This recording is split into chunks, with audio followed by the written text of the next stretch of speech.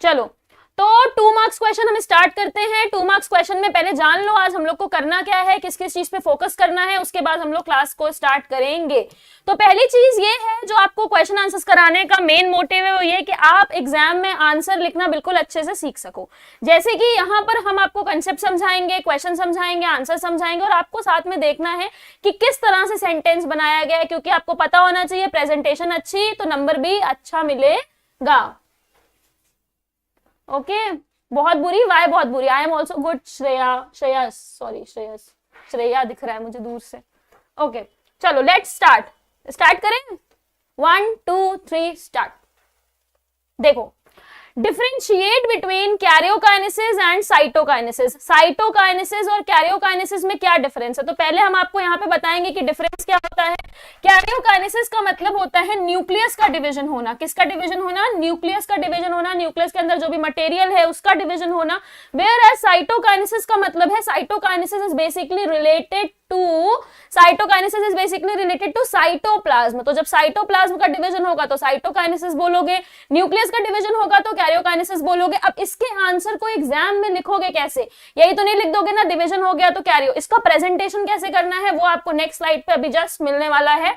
देखो, तो यहाँ पर पहला पॉइंट है, और आपको अपने एग्जाम में भी इस चीज को बिल्कुल ध्यान रखना है, क्योंकि बायोलॉजी बिल्कुल थ्योरी है, तो आपको अपनी थ्योरी का प्रेजेंटेशन बहुत अच्छे से करना है। कैसे करना है? Just try to write your answers point wise अपने आंसर्स को लिखो, पैराग्राफ फॉर्म में आंसर्स नहीं लिखने हैं। डिफरेंशिएशन अगर आएगा तो आपको इस तरह से लिखना है। कैरियोकाइनेसिस का मतलब क्या है? It is the process of division of nucleus. यहाँ पे क्या है? ये प्रोसेस ऑफ डिवीजन ऑफ किसका है? न्यूक्लियस का। Whereas cytokinesis is the process of division of cytoplasm, right?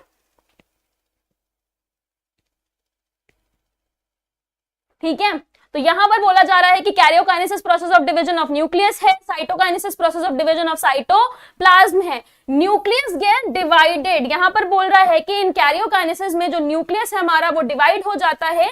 किसमें डिवाइड हो जाता है? 2 डॉटर न्यूक्लियाई में। किसमें डिवाइड हो जाता है? डिवाइड हो जाता है 2 डॉटर न्यूक्लियाई में। वेयर एज जो साइटोप्लाज्म है उसमें क्या होता है? Cell organelles and the nuclei divide and are passed on to the daughter cells equally. यानी कि साइटोप्लाज्म डिवाइड हो रहा है, इसमें आप देख रहे हो कि क्या डिवाइड हो रहा है? न्यूक्लियस डिवाइड हो रहा है। तो बस यही सारे डिफरेंस आपको कॉन्सेप्ट पता होगा तो डिफरेंस आप अच्छे से लिख दोगे। दूसरी चीज है, ये बिना साइटोकाइनेसिस के हो सकता है। अगर आपको न्यूक्लियस का डिवीजन चाहिए तो उसके लिए जरूरी नहीं है कि साइटोप्लाज्म भी डिवाइड करे। कैसे इसको समझोगे? देखो, इसको ऐसे समझ सकते हो, पीछे वाली स्लाइड पे समझते हैं कि ये एक सेल है, सेल के अंदर एक न्यूक्लियस है, राइट? तो यहां पर बोल रहा है कि न्यूक्लियस का डिवीजन करना इसके डिवीजन करने पर मतलब डिपेंड नहीं कर रहा। तो कैरियोकाइनेसिस साइटोकाइनेसिस पे डिपेंड नहीं कर रहा, लेकिन जो साइटोकाइनेसिस है वो कैरियोकाइनेसिस पर डिपेंड करता है। तो लास्ट के जो पॉइंट है उसमें आपको यही चीज बताई गई है कि इट कैन अकर विद और without cytokinesis, it is dependent on karyokinesis. That means cytokinesis is dependent on the karyokinesis. Next question देखते हैं। किसी को इस क्वेश्चन में कोई दिक्कत है? Any problem? आई होप कोई प्रॉब्लम नहीं होगा, because this is very easy topic. Next देखो, नेक्स्ट है differentiate between cell wall and cell membrane. मुझे बताओ, सेल वॉल और सेल मेम्ब्रेन में सबसे अच्छा डिफरेंस क्या है और सबसे इंपॉर्टेंट एक डिफरेंस क्या होता है? बताओ।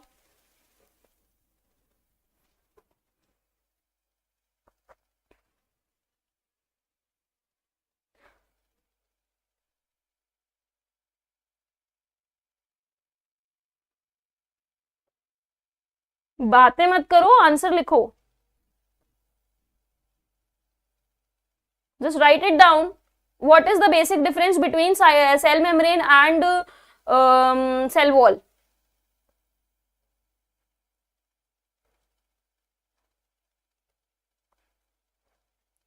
प्लांट में होता है और एनिमल में नहीं, या राइट। तो यहां पर बोल रहे हो कि जो सेल वॉल है, सेल वॉल आपको मिलता है प्लांट में। मैंने आपको कल भी बताया था, प्लांट मूव नहीं कर सकते, प्लांट भाग नहीं सकते, तो सेल वॉल एक प्रोटेक्टिव लेयर है। Where cell membrane is present in the animal cell. Cell membrane के ऊपर एक और एडिशनल लेयर होती है प्लांट में, which is called as cell wall. यहां पर बोल रहा है परमिबिलिटी के बेसिस पे आप कैसे जज करते हो। परमिबिलिटी का मतलब है कौन सी चीजें पास होंगी सेल वॉल से, कौन सी चीजें नहीं पास होंगी। तो उसके बेसिस पे आप कह सकते हो cell wall is fully permeable to smaller molecule. बोल रहे हो कि जो सेल मेम्ब्रेन है वो स्मॉलर मॉलिक्यूल के लिए फुली परमिएबल है, यानी कि उसको आने जाने देगी। Whereas cell membrane is semi permeable and control the movement of substance into and outside the cell. ये फुली परमिएबल है, वो कैसी परमिएबल है? सेमी परमिएबल है। कुछ चीजों को, कुछ पार्टिकल्स को जाने देगी, कुछ को रोक देगी। तो ये डिफरेंस है दोनों में, ठीक है। नेक्स्ट देखो क्वेश्चन नंबर नेक्स्ट, जैसे कि हम लोग कल कर रहे थे 10 क्वेश्चन के बाद थोड़ा आपको 2 मिनट का ब्रेक दिया जा रहा था, वैसे ही आज भी दिया जाएगा। क्वेश्चन नंबर 3 है, ये तो खत्म बंद हो गया, रुक जाओ। देखो नेक्स्ट है gametes have a haploid number of chromosome. जैसे कि मैंने आपको बताया gametes have a haploid number of chromosome. हाँ, हमें पता है गैमीट्स में हमेशा क्रोमोसोम नंबर हैप्लॉइड होगा। क्यों होगा हैप्लॉइड? क्योंकि अगर गैमीट हमारी हैप्लॉइड नहीं होगी और गैमीट अगर हमारी डिप्लॉइड होगी, और हमें पता है एक गैमीट को हमेशा दूसरी गैमीट से मिलना होता है। अगर गैमीट 2n होती तो ये मिलती भी जिस गैमीट से वो भी 2n होती और मिलकर ये क्या बना देती? 4n बना देती, जो कि इम्पॉसिबल है, ऐसा हो ही नहीं सकता। पूरा क्रोमोसोम का पैटर्न ही एकदम तहस नहस हो जाएगा। तो इसलिए जो गैमीट है वो n होती हैं और ये दूसरी गैमीट भी n होती है और मिलके ये क्या बनाते हैं? 2n बनाते हैं। और जो हमारा जाइगोट बनता है वो कैसा होता है? डिप्लॉइड होता है। दूसरी चीज, इसका नेक्स्ट आंसर देखो, अब आपको लिखना कैसे है, समझ तो आपको आ गया कि हाँ है क्या। तो यहां पर बोल रहा है कि gametes have a haploid number of chromosome, क्योंकि ये बनती है मियोटिक सेल डिवीजन से। मियोटिक सेल डिवीजन का दूसरा नाम होता है reductional division. Meiotic cell division को आप और क्या बोल सकते हो? Reductional division. रिडक्शनल क्यों बोलते हो? क्योंकि क्रोमोसोम नंबर को ये आधा कर देता है, क्रोमोसोम नंबर को आधा कर देता है। अगर आपकी बॉडी में 46 क्रोमोसोम है तो आपके गैमीट में कितने होंगे? 23, क्योंकि क्रोमोसोम नंबर को आधा करता है मियोटिक डिवीजन, इसलिए इसका नाम रिडक्शनल डिवीजन कहलाता है। दूसरी चीज है during meiosis the chromosome number is reduced. इस तरह से क्रोमोसोम नंबर रिड्यूस्ड होता है that each daughter cell receive only half set of chromosome, यानी कि जो ईच डॉटर सेल है उसको हाफ सेट ऑफ क्रोमोसोम ही मिले, क्योंकि हाफ तो उसको मेल गैमीट से यानी कि दूसरी गैमीट जो होगी उससे भी मिल जाएगा। ठीक है, नेक्स्ट देखो, नेक्स्ट है question number 4, state the following statement are true और फॉल्स। तुम्हें यहां पर बताना है स्टेटमेंट ट्रू है कि फॉल्स है, ये आप लोग बताओगे। आंसर लिखो, ये कौन सा स्टेटमेंट ट्रू है, कौन सा स्टेटमेंट फॉल्स है, फिर हम डिस्कस करते हैं। Lysosome is a part of the cell in which chromosome are present. The centromere is the cell organelles that initiate cell division. Answer करो, फर्स्ट वाला बताओ ट्रू है कि फॉल्स है।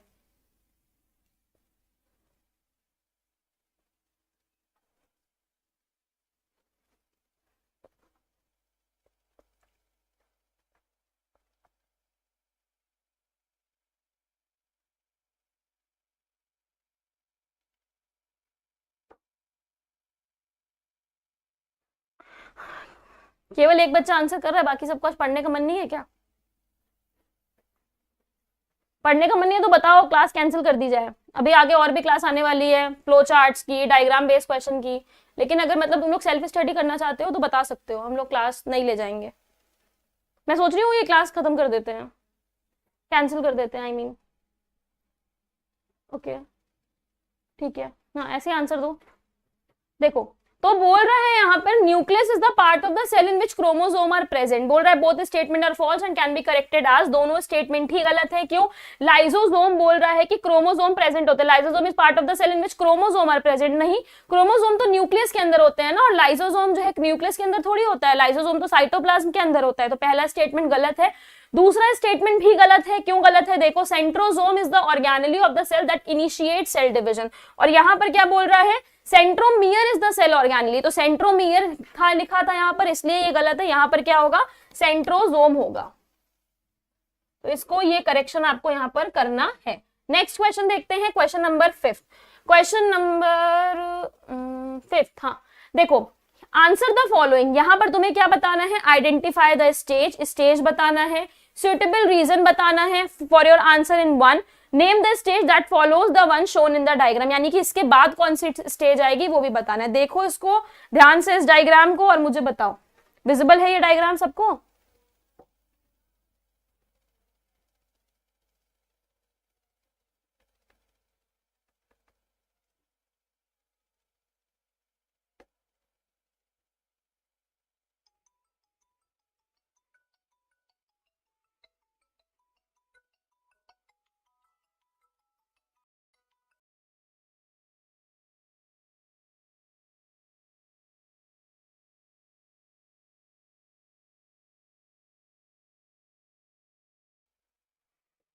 कौन सा पोल सर ने 18 मिनट पहले डाला, उसका आंसर गलत है, बताओ। देखो तो इसमें क्या है, पहला है late prophase as nuclear membrane disappear metaphase. देखो आंसर देख लो पहले, अब देखो समझना इसको। बोल रहा है यहाँ पर आइडेंटिफाई द स्टेज, तो ये स्टेज कौन सी है, लेट प्रोफेज, यानी कि प्रोफेज में क्या होता है, एकदम मंजे की तरह उलझा होता है क्रोमोसोम, लेकिन आपको यहाँ पे क्रोमोसोम विजिबल है तो इसका मतलब ये प्रोफेज का आखिरी फेज चल रहा है, लेट प्रोफेज चल रहा है।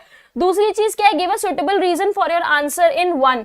आप ऐसा क्यों कह रहे हो कि लेटर स्टेज है प्रोफेज का, क्योंकि आपको न्यूक्लियर मेम्ब्रेन डिसअपियर दिख रहा है।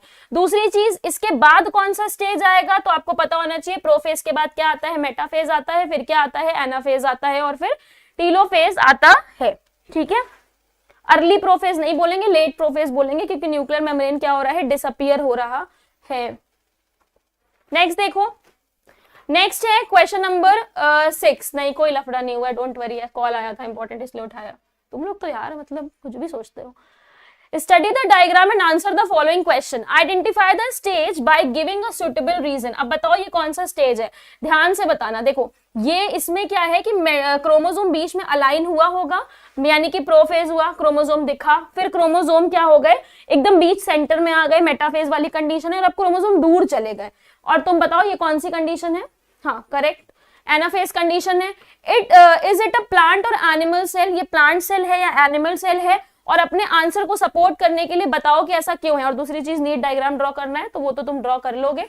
देखो पहले आंसर देख लेते हैं। यहां पर है ये कैसा फेज है, एनाफेज चल रहा है। ठीक है, क्यों, क्योंकि यहाँ पर स्प्लिटिंग हो रही है। ठीक है, यहाँ एनाफेज चल रहा है, स्प्लिटिंग हो रही है। दूसरी चीज ये एनिमल सेल है, क्यों एनिमल सेल है, क्योंकि इसमें सेंट्रोजोम प्रेजेंट है। तो आंसर देखते जाओ कैसे कैसे लिखना है, मैं एक एक लाइन रीड तो यहाँ पॉसिबल नहीं है, आप रीड भी करते जाओ साथ में। दूसरी चीज क्वेश्चन नंबर 3 आपसे क्या पूछा है, क्वेश्चन नंबर 3 में आपको बोला है draw a neat label diagram of the stage which follows the one shown in the question. तो इसके बाद कौन सा फेज आता है, इसके बाद जो फेज आता है वो आता है टीलोफेज। तो ये वाला जो आता है ना फेज, तो इसके बारे में यहाँ पर लिखा हुआ है। दूसरा है how many chromosome will each daughter cell have after the completion of the above division, यानी कि जो ईच डॉटर सेल है उसमें क्या कितने क्रोमोसोम जाएंगे, तो 2 सेट ऑफ क्रोमोसोम जाते हैं हर डॉटर सेल में। ये चीज आपको पता है कि 2 सेट ऑफ क्रोमोसोम जाते हैं हर डॉटर सेल में।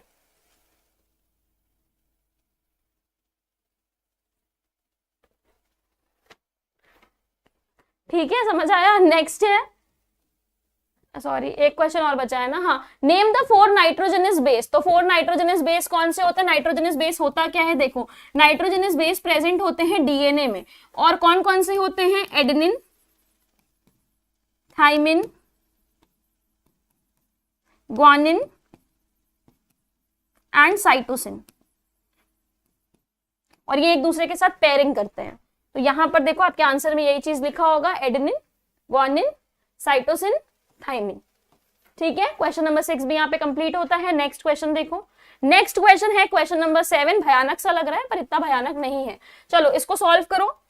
Name the parts A B C, A B C क्या है, इसका पार्ट्स का नाम दो। दूसरी चीज, identify the above stage and give the reason to support your answer, कौन सा स्टेज है ये बताओ। Mention where in the body this type of cell division occurs, ऐसी कौन सी जगह है जहां पे सेल डिवीजन होता है। Name the stage prior to this stage and draw the diagram to represent the same. चलो इसका मैं टाइमर लगाते हैं हम लोग।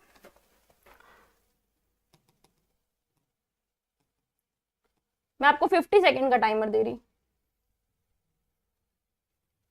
भैया ये चलता क्यों नहीं है मुझसे, चलो, अरे जाओ जाओ यहां से, दिखेगा नहीं ना।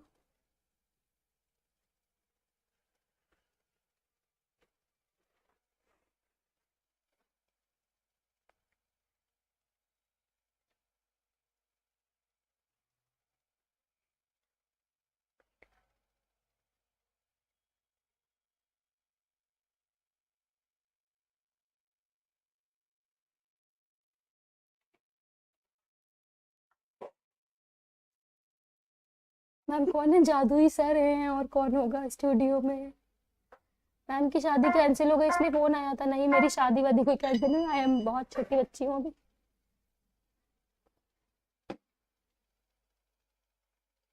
कोई परेशान कर रहा है क्या मैम आपको।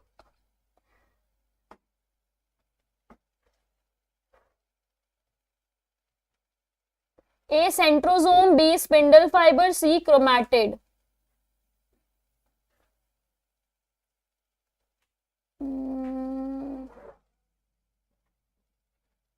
ए न्यूक्लियस, क्रोमोसोम, बी मालूम नहीं। नाइस। चलो देखो, नेम द लेबल्ड, जाओ तुम यहां से, नेम द पार्ट्स। तो ये वाला पार्ट किसने किसने सेंट्रोजोम किया है? ए पार्ट को आप बोल रहे हो centrosome, B is correct spindle fibre, और ये तो आपको दिख रहा है साफ साफ क्रोमैटिड है। क्या दिक्कत है इसमें? दिख तो रहा है साफ साफ। ए वाला पार्ट आपको सेंट्रोजोम बोला है ना आप लोग ने, सेंट्रोजोम बोला है, ठीक है, सेंट्रियोल है। बी वाला स्पिंडल फाइबर है, सी वाला क्रोमैटिड है। दूसरा देखो, the above stage is the late anaphase. जो अबव स्टेज है वो कैसी है? ये लेट एनाफेज है, because the sister chromatid are seen at the poles. Late anaphase है क्योंकि सिस्टर क्रोमैटिड्स को आप कहां देख रहे हो? पोल्स पर देख रहे हो। This type of cell division occurs in the body cell. ये टाइप ऑफ सेल डिवीजन कहां पर देखा जाता है? बॉडी सेल में। The stage prior to anaphase is metaphase, यानी कि एनाफेज से पहले जो स्टेज होता है, पहले, प्रायर मीन्स पहले, पहले होता है वो कौन सा होता है? मेटाफेज होता है, और उसी का फिगर आपको ड्रॉ करना है। नेक्स्ट देखो, नेक्स्ट है state Mendel's law of segregation. Mendel's law of segregation क्या है? कल हम लोग ने इस चीज को पढ़ा है कि मेंडल्स लॉ ऑफ सेग्रीगेशन क्या होता है कि सेग्रीगेट माने अलग होना, सेग्रीगेट माने अलग होना। तो लॉ ऑफ सेग्रीगेशन क्या होता है? लॉ ऑफ सेग्रीगेशन के बारे में आप लोग कमेंट में लिखो। लॉ ऑफ सेग्रीगेशन का वो क्या कहते हैं? डेफिनेशन।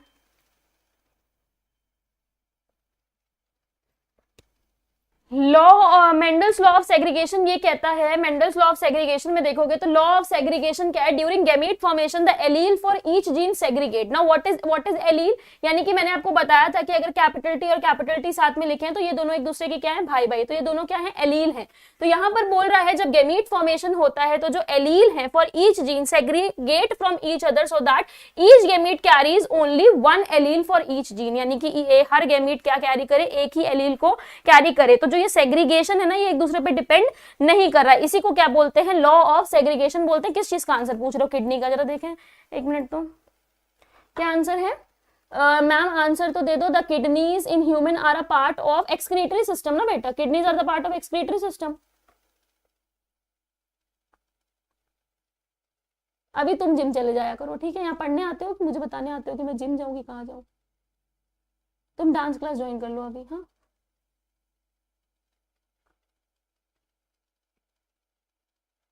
तुम लोग मतलब परसों पेपर है। चलो देखो, नेक्स्ट देखो, मतलब कुछ भी। Colour blindness is generally seen in males. ध्यान से सुनना, अब इसका पूरा कॉन्सेप्ट यहाँ पे समझेंगे। कलर ब्लाइंडनेस मेल्स में क्यों दिखता है? 8% मेल्स कलर ब्लाइंडनेस से अफेक्टेड होते हैं, whereas 0.4% females colour blindness से अफेक्टेड होती हैं। ऐसा क्यों होता है? इसलिए क्योंकि ये जो डिजीज है ये एक्स क्रोमोसोम पर प्रेजेंट होता है, एक्स क्रोमोसोम पर प्रेजेंट होता है, और ये रिसेसिव डिसऑर्डर है।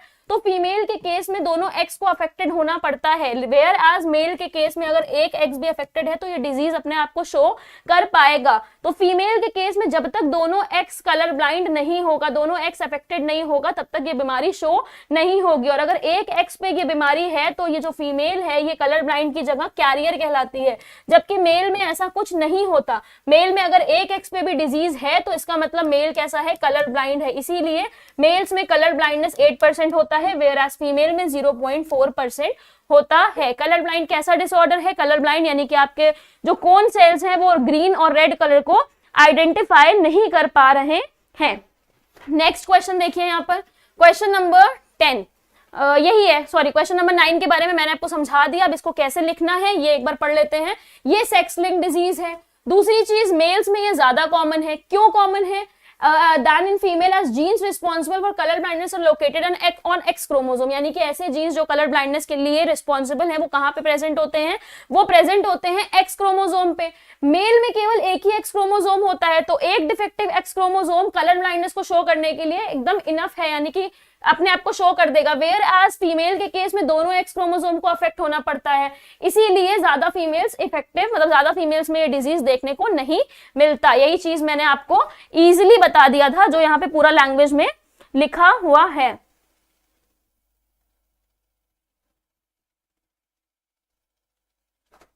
नेक्स्ट देखो, नेक्स्ट है a pure breeding red flower variety of pea plant is crossed with a pure breeding white flower variety of pea plant.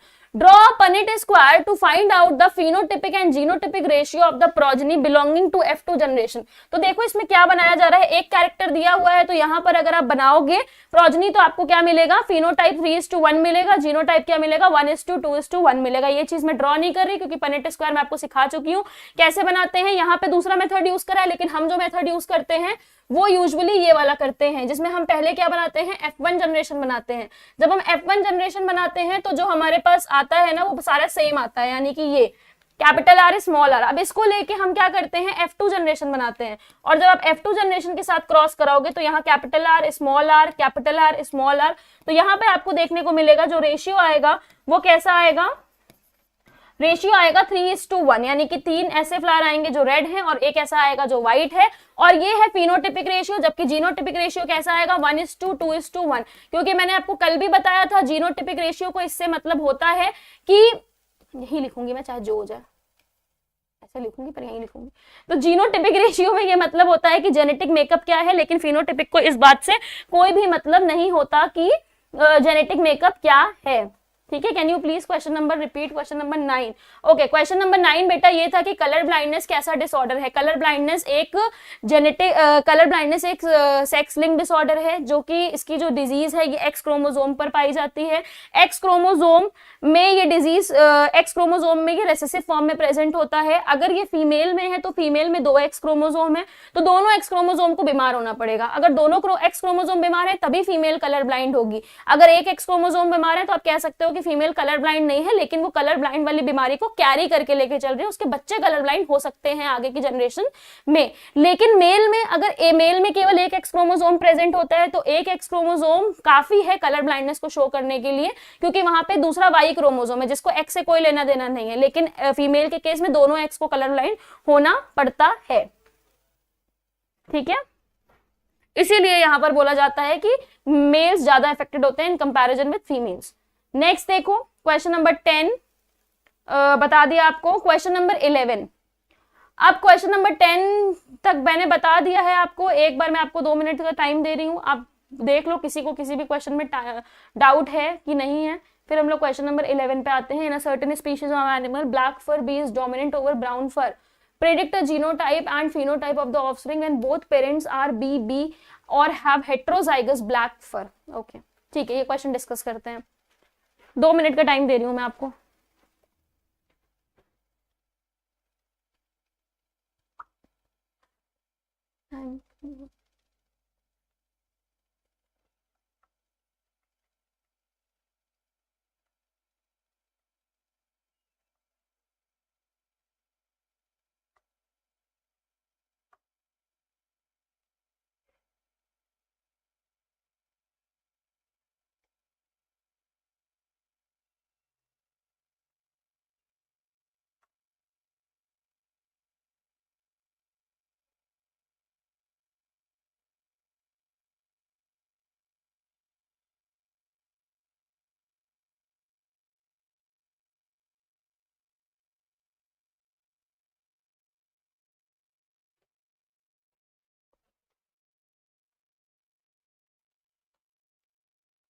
चलो नेक्स्ट क्वेश्चन देखो। क्वेश्चन नंबर 11 में आपको बोल रहा है कि in a certain species of animal black fur B is dominant over brown fur B, यानी कि ये वाला जो बी है ना ये कैपिटल है, इसको ब्लैक बोल रहे हैं इसको, और ये जो स्मॉल बी है ये क्या है, ब्राउन है। तो ये वाला ऑब्वियसली इस पे क्या है, डोमिनेट कर रहा है।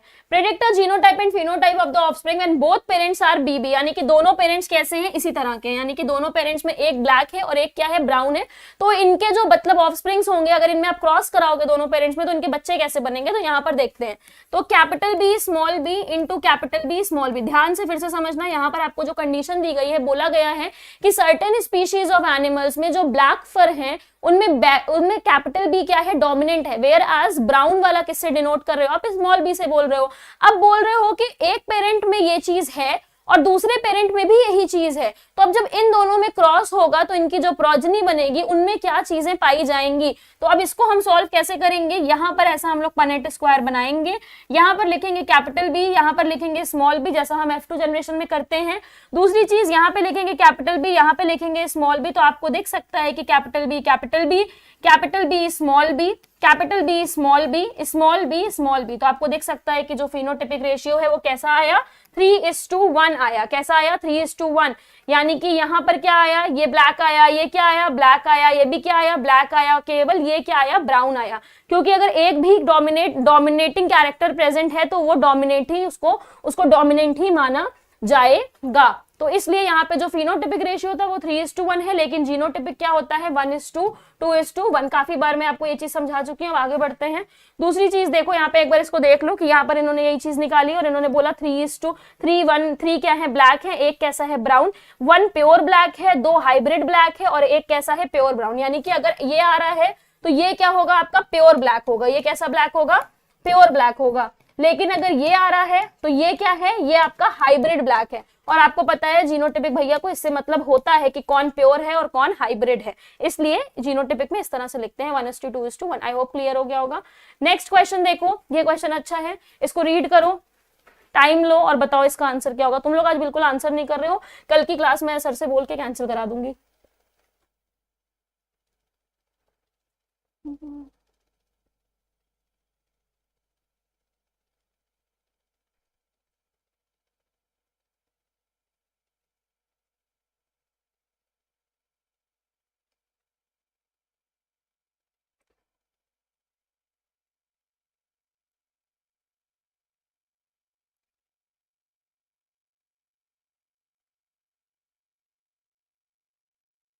बस ये लास्ट क्वेश्चन है जेनेटिक्स का,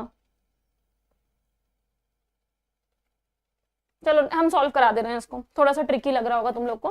देखो, given below is the schematic diagram showing Mendel's experiment on sweet pea plants having axial flowers and round seed.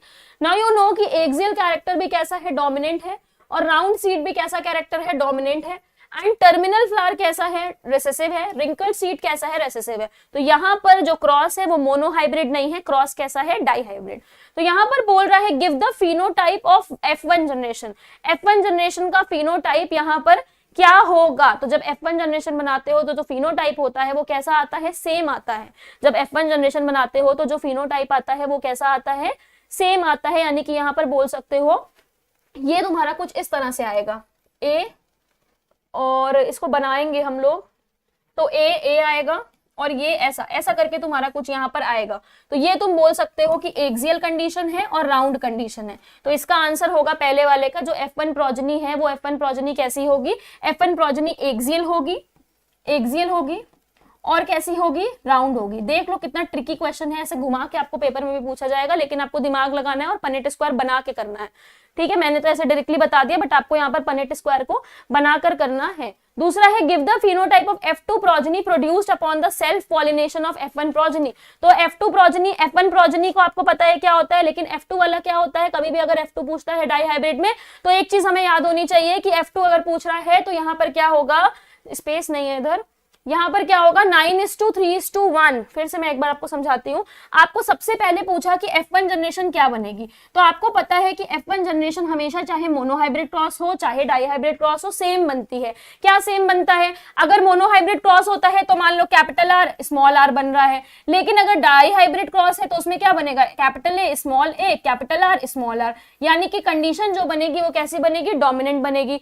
Monohybrid के केस में जो F2 जनरेशन है उसमें फिनोटिपिक रेशियो क्या आता है, 3:1 आता है। लेकिन F2 जनरेशन जो डाइहाइब्रिड क्रॉस का होता है उसमें 3:1 नहीं आता। क्यों नहीं आता, क्योंकि कैरेक्टर्स डबल हो जाते हैं तो ऑब्वियसली रेशियो भी बढ़ेगा। तो उसका रेशियो होता है 9:3:1, जिसमें मैंने आपको बताया है 9 कैसे होंगे, डोमिनेंट डोमिनेंट, 3 कैसे होंगे, डोमिनेंट रेसेसिव, 3 कैसे होंगे, रेसेसिव डोमिनेंट, और एक कैसा होगा, रेसेसिव रेसेसिव।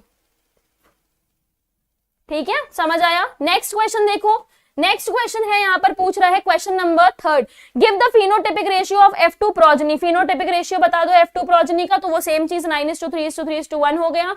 ऊपर वाले में भी आपको बताना है कि 9 कैसे होंगे, एक्सियल और राउंड, यानी कि डोमिनेंट और डोमिनेंट। 3 कैसे होंगे, डोमिनेंट और रेसेसिव। 3 कैसे होंगे, रेसेसिव और डोमिनेंट, और 2 कैसे होंगे, रेसेसिव और रेसेसिव। ये मैं अपनी जेनेटिक की क्लास में पूरा आपको बता चुकी हूँ।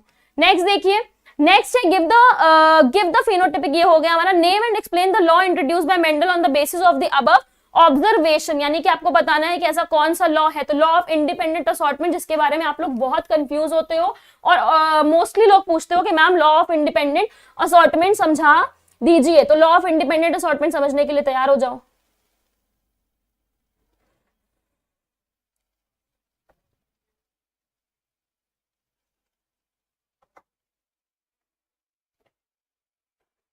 देखो, लॉ ऑफ इंडिपेंडेंट असॉर्टमेंट क्या है, थर्ड लॉ है। According to this law when two pairs of contrasting characters are combined in a hybrid, यानी कि यहां पर बोल रहा है इस लॉ के अकॉर्डिंग जब दो pair of contrasting character combine करते हैं हाइब्रिड में, segregation of one pair of character is independent to the another pair of character at the time of gamete formation. यानी कि बोल रहा है कि कंट्रास्टिंग ट्रेट है, कंट्रास्टिंग ट्रेड जब आपस में कंबाइन कर रहे हैं तो वो दोनों अलग भी हो रहे हैं, ये दोनों एक दूसरे पे डिपेंड नहीं करते। तो यहां पर तुम बोल सकते हो लॉ ऑफ इंडिपेंडेंट का असॉर्टमेंट है according to this law when two pairs of contrasting character, यानी कि कंट्रास्टिंग कैरेक्टर के जब दो पेयर्स आपस में कंबाइन करते हैं और जब हाइब्रिड बनाते हैं तो एक पेयर अलग होता है, तो ये एक दूसरे पे डिपेंड नहीं करते। शायद मैं अच्छे से ये चीज समझा नहीं पा रही, एक बार फिर से समझाती हूँ।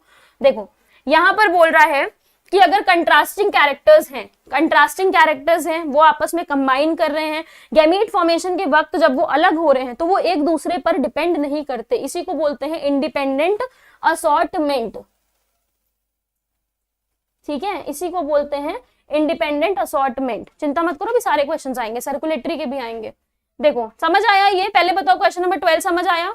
क्वेश्चन नंबर 12 में first part, second part, third part, fourth part, सारा पार्ट क्लियर है?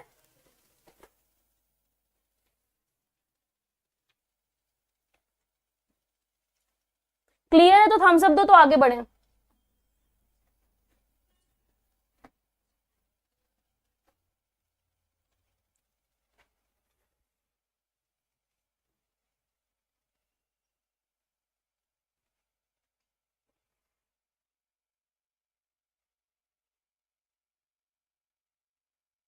जीनोटाइप बेटा जेनेटिक मेकअप को बोलते हैं कि जेनेटिक मेकअप क्या है। दूसरी चीज, एक बार ये चीज और समझ लो, यानी कि समझ लो दो कंट्रास्टिंग कैरेक्टर है। कंट्रास्टिंग कैरेक्टर कैसे हो गए?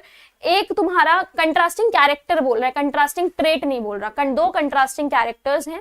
कंट्रास्टिंग कैरेक्टर यहाँ पे तुम डाइहाइब्रिड क्रॉस पढ़ रहे हो, यानी कि एक है कि भाई प्लांट राउंड है कि रिंकल्ड है, और एक है कि प्लांट एक्सियल है कि टर्मिनल है। ये दो कंट्रास्टिंग कैरेक्टर जब आपस में कंबाइन करते हैं तो ये आपस में जब कंबाइन करते हैं तो ये एक दूसरे पे डिपेंड नहीं करते। यानी कि अगर कोई प्लांट राउंड है तो तुम उसको राउंड भी कहोगे और साथ ही में एक्सियल भी कहोगे। राउंड के प्रेजेंट होने से उसकी जो एक्सियल वाली कंडीशन है वो खत्म नहीं हो जाती। तो यही चीज होता है इंडिपेंडेंट असॉर्टमेंट। अगर कोई प्लांट एक्सियल है और साथ साथ वो राउंड भी है तो राउंड और एक्सियल के एक साथ होने से दोनों में कोई अंतर नहीं आएगा, दोनों अपने आप को इंडिपेंडेंटली तुमको अपने आप को शो करेंगे। तो इसी को बोलते हैं independent assortment. Yes, this is important question, every question is important. Next देखो, what is active transport. Active transport मैंने तुम्हें कल भी बताया था। पैसिव क्या होता है? कोई भी सब्सटेंस हायर कंसंट्रेशन से लोअर कंसंट्रेशन मूव करता है। तुम्हारे घर में ऊपर टैंक लगा है, नीचे तुमने क्या टैप खोल दिया, तो ये क्या है? Higher concentration to lower concentration, normal process है ये। लेकिन अगर तुम्हें नीचे टैप से ऊपर टैंक भरना है तो ये क्या हो जाएगा? एक्टिव। क्यों? क्योंकि तुम लोअर कंसंट्रेशन से हायर कंसंट्रेशन में किसी चीज को पहुंचा रहे हो और उसके लिए तुम्हें एक एडिशनल एनर्जी लगेगी जो कि है मोटर, जिसको तुम ऑन करोगे तो पानी ऊपर की तरफ जाएगा। तो ये क्या है? Passive transport. पैसिव ट्रांसपोर्ट एक ऐसा ट्रांसपोर्टेशन का सिस्टम है जिसमें जो सब्सटेंस है वो lower concentration to higher concentration move करता है और एनर्जी के मदद से, यूज से, एक्सपेंडिचर ऑफ एनर्जी। देखो, active transport is defined as a process that involves the movement of molecule from a region of lower concentration to a region of higher concentration against a gradient with the help of energy in the form of ATP. Now what is against the gradient? Gradient यानी कि higher से lower move करना चाहिए, but ये lower से higher move कर रहा है और एनर्जी किस फॉर्म में यूज कर रहा है? ATP के फॉर्म में यूज कर रहा है, जिसका मतलब है एडेनोसिन ट्राइफॉस्फेट। तो यहां पर ATP का फुल फॉर्म लिख लो, एडेनोसिन ट्राइफॉस्फेट। दूसरी चीज ये कि जब हमारी बॉडी में एरोबिक रेस्पिरेशन होता है तो एक मॉलिक्यूल ऑफ ग्लूकोज से 38 एटीपी बनता है। एरोबिक रेस्पिरेशन के टाइम पर एक मॉलिक्यूल ऑफ ग्लूकोज से 38 एटीपी बनता है, वेयर एज एनारोबिक रेस्पिरेशन में एक मॉलिक्यूल ऑफ एटीपी से एक मॉलिक्यूल ऑफ ग्लूकोज से केवल और केवल 2 एटीपी बनता है। तो ये चीज भी थोड़ा सा इंपॉर्टेंट है, तो यहाँ पर इसको बता दिया। ठीक है, चलो नेक्स्ट देखते हैं। नेक्स्ट है question number 14, what is a semi permeable membrane, name the semi permeable membrane present in plant cell. ऐसी कौन सी मेम्ब्रेन है जो सेमी परमिएबल है और उसका नाम बताइए। तो यहाँ पर बोल रहा है a membrane through which only, ऐसी मेम्ब्रेन जिससे केवल स्मॉलर मॉलिक्यूल जैसे कि वाटर ये सारी चीजें पास कर सकते हैं, बिगर मॉलिक्यूल्स पास नहीं कर सकते, ऐसी मेम्ब्रेन को ही हम सेमी परमिएबल मेम्ब्रेन बोलते हैं। और प्लांट में जो सेमी परमिएबल मेम्ब्रेन है, बेटा हम सर्कुलेटरी सिस्टम का रिवीजन कराएंगे, डोंट वरी, उसके भी क्वेश्चंस कराएंगे, अभी फोकस करो जो चल रहा है। तो सेल मेम्ब्रेन और प्लाज्मा मेम्ब्रेन कैसे हैं, लिविंग है। सेल मेम्ब्रेन और प्लाज्मा मेम्ब्रेन कैसे होते हैं, लिविंग होते हैं, बहुत पतले होते हैं, डेलिकेट होते हैं, इलास्टिक होते हैं, और ये सेलेक्टिवली परमिएबल है। किसी को भी नहीं कहेंगे आओ भाई आओ, मैं घर धर्मशाला है, आ जाओ रहो यहीं पे, ऐसा नहीं है। जो इनके लिए इंपॉर्टेंट है उसको अंदर आने देंगे, जो नहीं है उसको नहीं आने देंगे। तो this membrane is selectively permeable, किसी भी कूड़े कचरे को अंदर नहीं आने देगी। किससे बनी है ये, प्रोटीन से बनी है, लिपिड से बनी है, और किसमें प्रेजेंट होती है, प्लांट में भी होती है और एनिमल में भी होती है। जबकि सेल वॉल जो होती है वो केवल और केवल प्लांट में होती है, लेकिन जो सेल मेम्ब्रेन है जिसको आप प्लाज्मा मेम्ब्रेन भी कहते हो, ये एनिमल में भी होती है और प्लांट में भी होती है।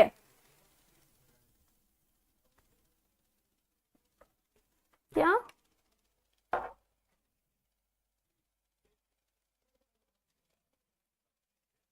मैम एक्टिव ट्रांसपोर्ट का वर्ड एनर्जी है क्या, कीवर्ड एनर्जी है। हाँ, एक्टिव ट्रांसपोर्ट का कीवर्ड आप कह सकते हो। एक्टिव ट्रांसपोर्ट में एनर्जी यूज होता है, कीवर्ड एनर्जी भी है और lower concentration to higher concentration है। अगेंस्ट कंसंट्रेशन ग्रेडियंट भी एक्टिव ट्रांसपोर्ट का ही एक कीवर्ड है, अगेंस्ट कंसंट्रेशन ग्रेडियंट, क्योंकि कंसंट्रेशन ग्रेडियंट हमेशा हायर टू लोअर होता है, लेकिन यहाँ पर अगेंस्ट अगर लिखा तो इसका मतलब लोअर टू हायर हो रहा होगा। नेक्स्ट देखो, एक्सप्लेन द टर्म प्लाज्मोलिसिस। कल हमने इस पे काफी बात करी थी। प्लाज्मोलिसिस क्या है, प्लाज्मोलिसिस का मतलब है सेल को ऐसी कंडीशन में रखोगे कि सेल पचक जाएगा। तो सेल कब पचकेगा, जब तुमने सेल को एक कंटेनर में रखा और सेल यहाँ पर क्या रख दिया, तुमने सॉल्ट को रख दिया ज्यादा, सॉल्ट को क्या रख दिया ज्यादा, और वाटर को यहाँ पर तुमने क्या ले लिया कम। जब सॉल्ट को लोगे ज्यादा, वाटर को लोगे कम, तो ये कंडीशन कैसी हो जाएगी, हाइपरटोनिक। ये कंडीशन कैसी हो जाएगी, हाइपरटोनिक। अब हाइपोटोनिक हाइपरटोनिक ये हम जो है सल्यूट के उससे लेते हैं, सॉल्वेंट के उससे नहीं लेते। तो सल्यूट ज्यादा है तो दैट मींस ये कैसा है, हाइपर। हाइपर मतलब ज्यादा। तो अगर यहाँ पर सल्यूट ज्यादा है, सॉल्ट ज्यादा है, बाहर पानी कम है और अंदर इसका मतलब वाटर क्या हो गया, ज्यादा।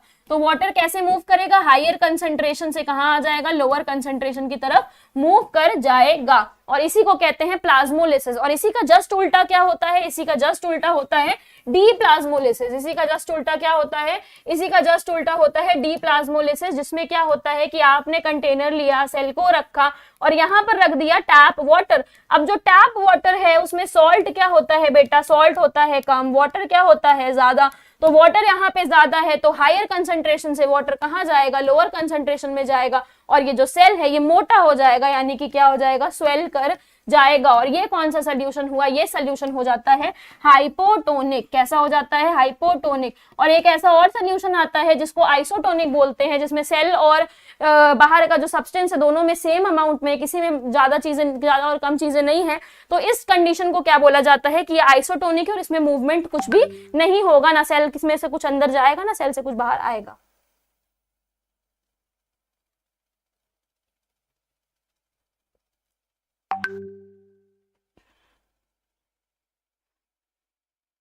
मैन फोर्स बैरियर मेथड नहीं होता है, मैन फोर्स कॉन्डम की कंपनी का नाम है, और कॉन्डम को जब हम यूज करते हैं तो कॉन्डम को यूज करना फिजिकल मेथड होता है, मतलब फिजिकल बैरियर होता है। समझ आ गया, बहुत देर से तुम ये चीज पूछ रहे हो, आई थिंक तुम्हें बहुत ज्यादा डाउट है, तो आई थॉट क्लियर कर दूं।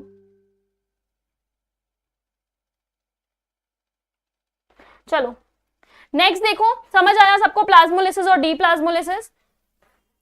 नेक्स्ट देखो, इसी का यहाँ पर लिखा हुआ है, ऐसा फेनोमेनन है जिसमें वाटर मूव करता है जब सेल को हाइपरटोनिक सोल्यूशन में रखते हो। मैंने अभी भी ये चीज बताई। प्लाज्मोलिसिस इंक्लूड करता है एडिशन ऑफ, सेकंड आपसे कुछ यहाँ पे पूछ रहा था क्या, second, give this phenomenon in our daily life. Daily life में क्या होता है, on the one of the application of plasmolysis include addition of salt to pickles to preserve them for longer duration, यानी कि नमक मिलाकर हम क्या कर देते हैं, रख देते हैं। ज्यादा नमक होता है तो उसमें मतलब पानी भर नहीं पाता, तो वो खराब नहीं होता जल्दी।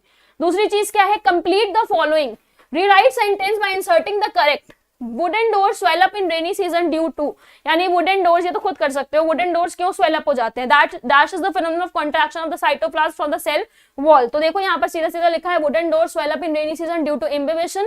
imbibition क्या है, imbibition एक प्रोसेस है जिसकी वजह से wooden doors क्या हो जाते हैं, swell हो जाते हैं। प्लाज्मोलिसिस एक ऐसा फेनोमेनन है जिसकी वजह से जो साइटोप्लाज्म है वो क्या हो जाता है, पचक जाता है। Plasmolysis is the phenomenon of contraction of the cytoplasm from the cell wall. Next देखो, इतना इंपॉर्टेंट नहीं है इसलिए जल्दी हम कर दे रहे हैं।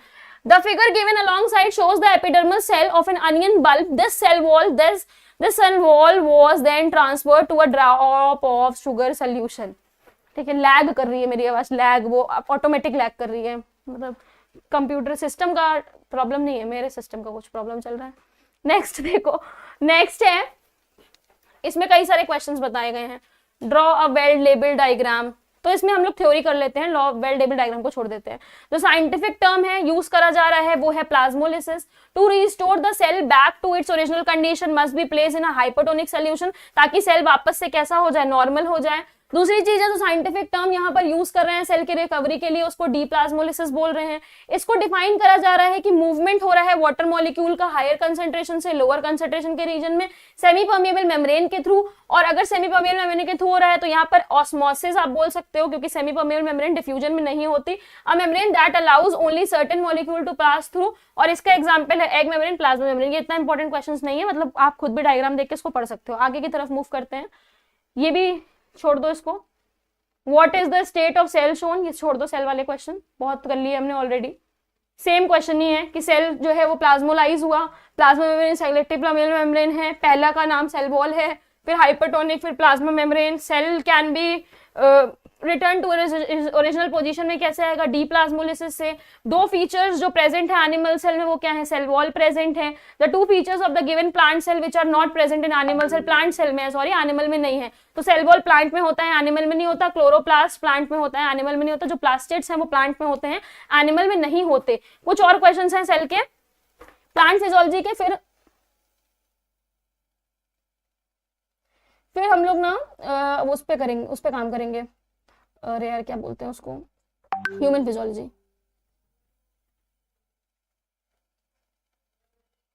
चलो थोड़ी सी चीजें बची हैं, एक काम करें क्या, हम लोग थोड़ा आगे चलते हैं और क्या कहते हैं, क्योंकि ये मुझे लग रहा है थोड़ा सा बोरिंग हो रहा है प्लांट, तो थोड़ा ह्यूमन फिजियोलॉजी पढ़ते हैं, उसके बाद वापस से प्लांट पे आते हैं। ठीक है, रुको एक मिनट, इसका रिमोट मैं ले आऊं तो कहाँ है बोर्ड का, फिर बताती हूँ। थोड़ा आगे चलते हैं बिकॉज ये थोड़ा सा ना बोरिंग हो रहा है, हम लोग तब से प्लांट कर रहे हैं। ये मार्क कर लो कि हमें क्वेश्चन नंबर 19 पे वापस आना है। मार्क कर लो, क्वेश्चन नंबर 19 पे हमें वापस आना है। सब लोग मार्क कर लो, मिल गया मुझे रिमूव, चल रहा है ना। क्वेश्चन नंबर 19 पे वापस आना है, ध्यान देना जहां से हमें प्लांट्स खत्म हो रहा है। बोर हो गई यार मैं प्लांट वाली चीजों। ठीक है,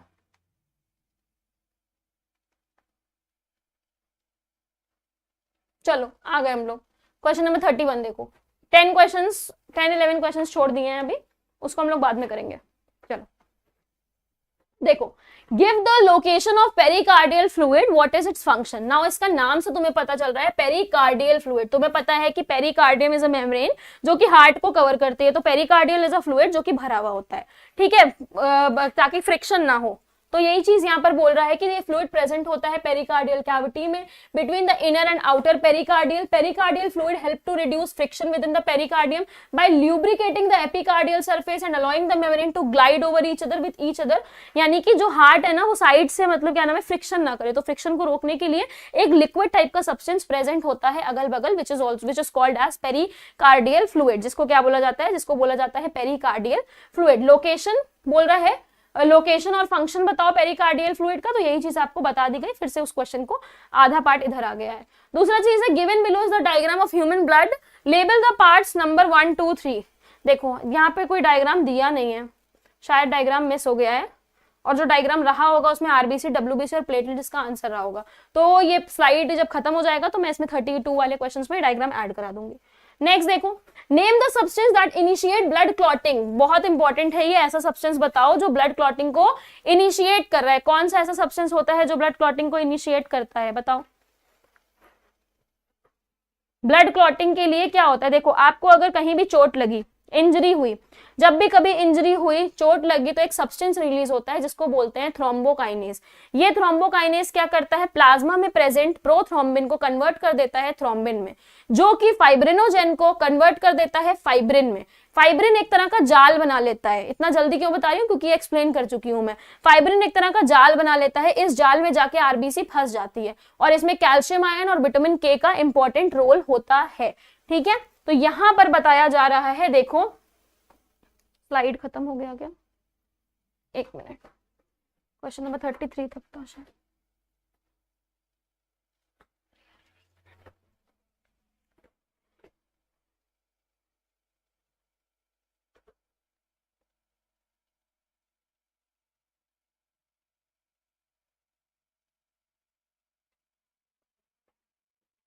चलो आ गया, देखो प्लेटलेट्स और कैल्शियम, ये तुम्हें एक वर्ड में दिया है प्लेटलेट्स और कैल्शियम, लेकिन हमने तुम्हें इसका यहाँ पे पूरा प्रोसेस बता दिया कि ये होता कैसे है। प्लेटलेट्स क्लॉटिंग फैक्टर में, प्लेटलेट्स में क्लॉटिंग फैक्टर होता है, और अगर हमारे प्लाज्मा में और हमारे ब्लड में जो प्लाज्मा प्रेजेंट होता है उसमें भी क्लॉटिंग फैक्टर होता है, और अगर क्लॉटिंग फैक्टर नहीं है तो जिस ब्लड में, तो उसको क्या बोलते हैं, सीरम बोलते हैं। नेक्स्ट देखो, a mature mammalian erythrocyte lacks nucleus and mitochondria but it is efficient in functioning, explain by giving suitable reason। बोल रहा है जो मेच्योर मेमेलियन एराइथ्रोसाइट है उसमें न्यूक्लियस नहीं होता एंड माइटोकॉन्ड्रिया नहीं होता, बट वो फिर भी एफिशिएंट है फंक्शन करने में, ऐसा क्यों है। बोल रहा है ऐसा इसलिए होता है कि अगर न्यूक्लियस, उसमें जगह ना बहुत ज्यादा बचा के रखता है आरबीसी। आरबीसी जगह इसलिए बचा करके रखता है ताकि ज्यादा से ज्यादा ऑक्सीजन को क्या कर सके, भर सके अपने अंदर। तो यहाँ पर बोल रहा है mature RBC are enucleated. Enucleated का मतलब है उनमें न्यूक्लियस नहीं है, and endoplasmic reticulum which makes them more flexible, they lack nucleus and endoplasmic reticulum, this increases their surface area. तो यही चीज मैंने आपको बताई, अगर उसमें न्यूक्लियस होगा, एंडोप्लाज्मिक रेटिकुलम होगा, सारी ऑर्गेनेलीज होंगी, तो जगह बहुत ज्यादा घेरेगा, और अगर बहुत ज्यादा जगह घेरेगा तो वो किस तरह से, मैम प्रोटोप्लाज्म साइटोप्लाज्म डिफरेंट बता दीजिए, बिकॉज मैंने 3 बुक्स में पढ़ा, सब में अलग अलग था। ठीक है, अभी मैं बता देती हूँ, अभी बताती हूँ। देखो नेक्स्ट यहाँ पर क्या है कि एक मिनट यार, हाँ देखो, तो आरबीसी में माइटोकॉन्ड्रिया, न्यूक्लियस, ये सारी फर्जी की चीजें नहीं भरी होती। अगर ये भरा होगा तो ऑक्सीजन कहाँ जाएगा, ज्यादा से ज्यादा ऑक्सीजन आ सके आरबीसी के अंदर, इसीलिए ये सारी चीजें नहीं होती हैं। दूसरी चीज यहाँ पर बोल रहा है आरबीसी के अंदर माइटोकॉन्ड्रिया भी नहीं है, जिसका मतलब है red cells can not use oxygen by them self, यानी कि रेड सेल्स खुद ऑक्सीजन को यूज नहीं कर सकती। All the oxygen absorb from the lungs is transported to all other tissue, यानी कि बिल्कुल ईमानदार है आरबीसी। आरबीसी इतनी ईमानदार है कि ऑक्सीजन को भर के अपने पास रखेगी, लेकिन इस्तेमाल बिल्कुल नहीं करेगी। क्यों नहीं करेगी, क्योंकि भाई माइटोकॉन्ड्रिया ही नहीं है, माइटोकॉन्ड्रिया एनर्जी बनाता है, माइटोकॉन्ड्रिया है ही नहीं, एटीपी बनेगा ही नहीं, तो कैसे यूज करेगी। तो इसलिए आरबीसी ई न्यूक्लिएटेड होता है, लैक ऑफ इसमें एंडोप्लाज्मिक रेटिकुलम होता है, जिसकी वजह से वो क्या बनाता है, which makes them more flexible. तो ये सारी चीजें इसका अच्छा एक्सप्लेनेशन है। नेक्स्ट है give the exact location of pulmonary semilunar valve When does it close। यहां पर बोल रहा है एग्जैक्ट लोकेशन बताओ, तो पल्मोनरी सेमिलुनर वाल्व लोकेट होता है right ventricle and pulmonary artery के बीच में। ये देखो यहां पर है तुम्हारा क्या, ये है तुम्हारा राइट एट्रियम, ये तुम्हारा क्या है, right ventricle. Pulmonary semilunar valve कहां पर प्रेजेंट होता है, राइट वेंट्रिकल के बीच में। यहां पर ये वाला जो इधर वाला जो वाल्व होता है, जो पल्मोनरी आर्टरी की तरफ जा रहा होता है, उसी को क्या बोलते हो, सेमिलुनर वाल्व बोलते हैं। और ये क्लोज कब होता है, जब एट्रिया सिस्टोल करता है। एट्रिया सिस्टोल का मतलब है जब यहाँ पर कॉन्ट्रैक्शन होता है, तब ये यहाँ पर क्या होता है, यहाँ कॉन्ट्रैक्शन होगा, कॉन्ट्रैक्शन होगा तो ब्लड यहाँ की तरफ जाएगा, ब्लड यहाँ की तरफ जाएगा, उसके बाद जब ब्लड बाहर निकलेगा फिर एक टाइम पे ये क्लोज हो जाएगा ना, ताकि दूसरी तरफ फ्लो ना हो सके। तो इसी को क्या बोलेंगे, इसी को बोलते हैं, ये बंद हो रहा है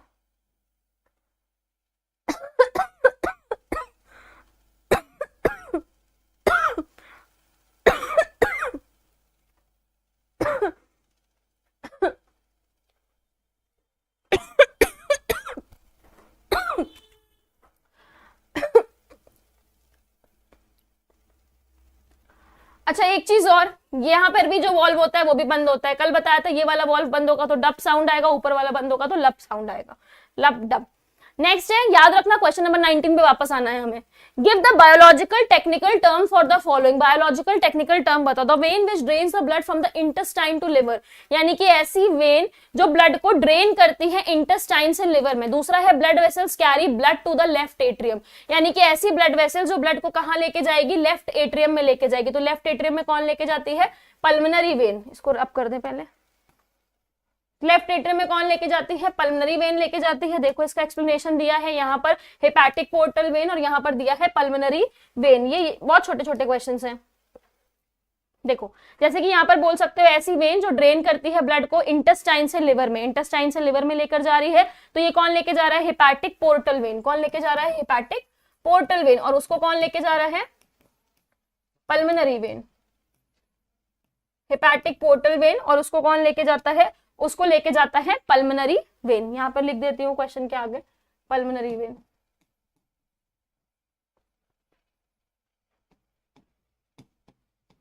चलो नेक्स्ट देखो क्वेश्चन नंबर 37। क्वेश्चन नंबर 37, थोड़ा देर ब्रेक दे दें, थोड़ा देर ब्रेक देते हैं, 5 मिनट फिर आते हैं। ब्रेक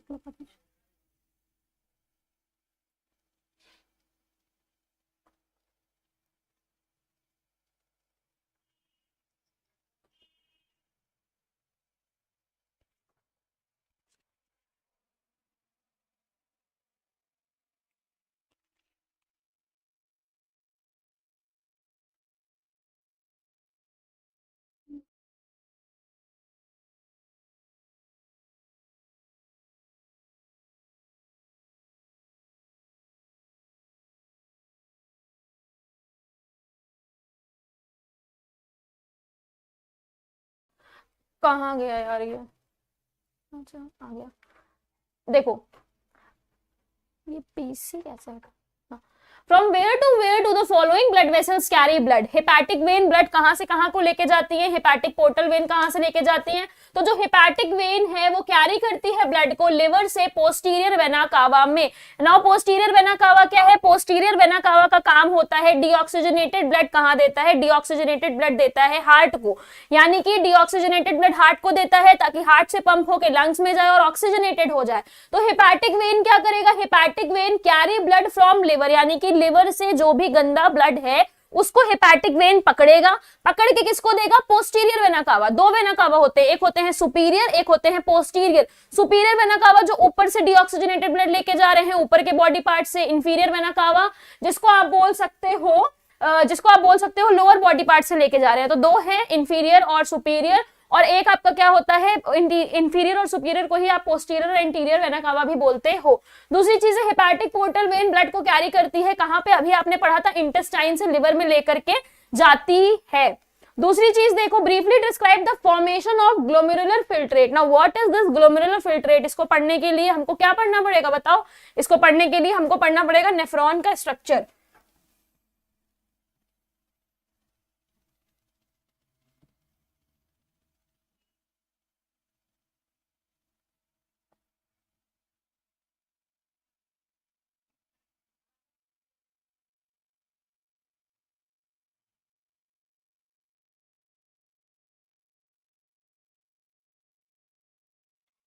कुछ ऐसे ही करके नेफ्रॉन का स्ट्रक्चर होता है जिसमें ये क्या होता है, पीसीटी, ये क्या होता है, डीसीटी, ये क्या होता है, कलेक्टिंग डक्ट, या फिर आप इसको बोल सकते हो कलेक्टिंग ट्यूब, या फिर बोल सकते हो कलेक्टिंग डक्ट।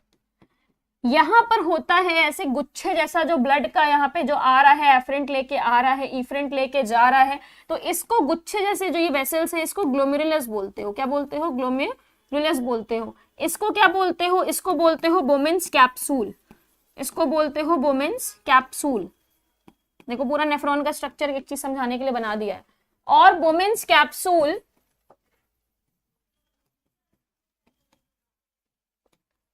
और ग्लोमेरुलस को साथ में बोलते हो मेल्फिजियन बॉडी या फिर मेल्फिजियन कॉर्पस्कल। मेल्फिजियन बॉडी बोल लो, इजी है थोड़ा। दूसरी चीज देखो, अब यहाँ पर जो ब्लड आया, तो जो ये वाला रीजन है यहाँ पर होता है अल्ट्रा फिल्ट्रेशन। यहाँ पर क्या होता है? Ultra filtration. कैसे होता है अल्ट्रा फिल्ट्रेशन? यहाँ पर ब्लड आएगा, ये जो वुमेन्स कैप्सूल है ये समझ लो एक तरह का यहाँ पे छन्नी लगी हुई है, ये एक तरह का चाय छानने का काम कर रहा है, छन्नी की तरह काम कर रहा है। जो वेस्ट प्रोडक्ट, जो छोटे पार्टिकल्स है वो यहाँ निकल जाएंगे, यहाँ चले जाएंगे, किसके फॉर्म में चले जाएंगे? ग्लोमेरुलर फिल्ट्रेट के फॉर्म में चले जाएंगे। फिल्ट्रेट क्या है? फिल्ट्रेट क्या अच्छी चीज है? नहीं, फिल्ट्रेट बेकार चीज है जो आपकी बॉडी में आगे सुसु बन के बाहर निकल जाएगा। तो यहाँ पर ब्लड बच जाएगा और जो वेस्ट प्रोडक्ट है वो बाहर की तरफ चला जाएगा। जो यूरिन है वो जितने टाइम बनती है ना उसका 5 गुना डाइल्यूट फॉर्म में हमारी बॉडी से बाहर निकलती है। यानी कि अगर जो यूरिन का फॉर्मेशन हो रहा है तो यूरिन अगर जो बन रही है वो कंसंट्रेटेड फॉर्म में बनती है, लेकिन हमारी बॉडी से वो 5 गुना डाइल्यूटेड फॉर्म में बाहर निकलती है। और अगर यूरिन बन रही है तो उसमें से 97 से 99% जो वाटर है वो रीएब्जॉर्ब हो जाएगा। क्यों? ताकि ऑस्मो रेगुलेशन हो सके, ऑस्मोटिक और आयनिक बैलेंस हमारी बॉडी में हो सके। तो यहाँ पर होता है अल्ट्रा फिल्ट्रेशन, और यहाँ पे जब अल्ट्रा फिल्ट्रेशन होता है तो जो फिल्ट्रेट बनता है उसी को ग्लोमेरुलर फिल्ट्रेट बोलते हैं। अब इसका आंसर लिखना कैसे है ये देखो, क्वेश्चन नंबर 19 पे भी जाना है, याद दिला देना मुझे, बार बार बोल रही हूँ। The diameter of the efferent arteriole is narrower than the afferent arteriole. Diameter यानी कि जो efferent arteriole है वो कैसा है? पतला है in comparison with afferent arteriole. Due to this, hydrostatic pressure is created on the blood flowing through the glomerulus, which forces the liquid part of the blood into the women's capsule. यानी कि एक force से blood आ रहा है, जब blood बहुत force से आएगा तो क्या हो जाएगा कि एक कह सकते हो प्रेशर जनरेट होगा, जिस प्रेशर की वजह से वुमेन्स कैप्सूल के इधर ब्लड जाएगा। This filtration under high pressure is called ultra filtration. और ये जो फिल्ट्रेशन है ये बहुत हाई प्रेशर में होगा और इसी फिल्ट्रेशन को इसीलिए क्या बोला जाता है? Ultra filtration. और जो लिक्विड वुमेन्स कैप्सूल के अंदर चला जाएगा उसी को बोलते हैं ग्लोमेरुलर फिल्ट्रेट। जो लिक्विड चला जाएगा उसी को क्या बोलते हैं? ग्लोमेरुलर फिल्ट्रेट कहा जाता है।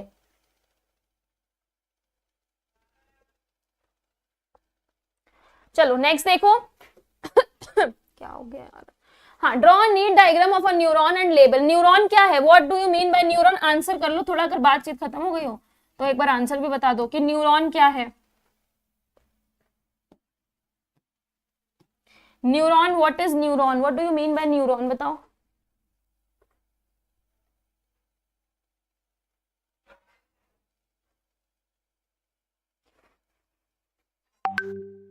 न्यूरॉन क्या है बताओ।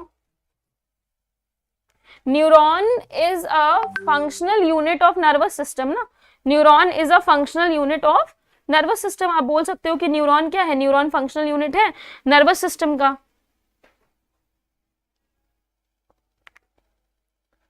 तो न्यूरॉन फंक्शनल यूनिट है नर्वस सिस्टम का। न्यूरॉन में क्या क्या प्रेजेंट होता है? सेल बॉडी होता है, एक्सिन प्रेजेंट होता है, डेंड्राइट प्रेजेंट होता है, जिससे मैसेज क्या होता है? इधर से उधर जाता है तो न्यूरॉन का स्ट्रक्चर बनाने को आएगा। तो न्यूरॉन का स्ट्रक्चर इस तरह से बनाना, ये दिख रहा है तुम्हें, ये साइटोप्लाज्म है, ये न्यूक्लियस है, ये जो पतले पतले ब्रांचेस है ये डेंड्राइट है। इतने पतले पतले क्यों होते हैं? ताकि कहीं एकदम कोने कोने में घुस घुस के क्या कर सकते हैं? ये इन्फॉर्मेशन को, मैसेज के सिग्नल को पकड़ सकते हैं। यहाँ पर तुम्हें दिख रहा है ये एक्सिन है, ये माइलिन शीट है जिससे इसको कवर करा है, ये नर्व एंडिंग है। अब एक न्यूरॉन ये कंप्लीट हो गया। अब यहाँ पर जो गैप आएगा उसको क्या बोलोगे? साइनैप्स बोलोगे। क्या बोलोगे? साइनैप्स बोलोगे। और यहां से अब दूसरा न्यूरॉन वापस से अटैच हो जाएगा और इनके बीच का जो स्पेस होगा उसको साइनेप्टिक क्लेफ्ट बोलोगे, उसको साइनेप्टिक क्लेफ्ट बोलोगे।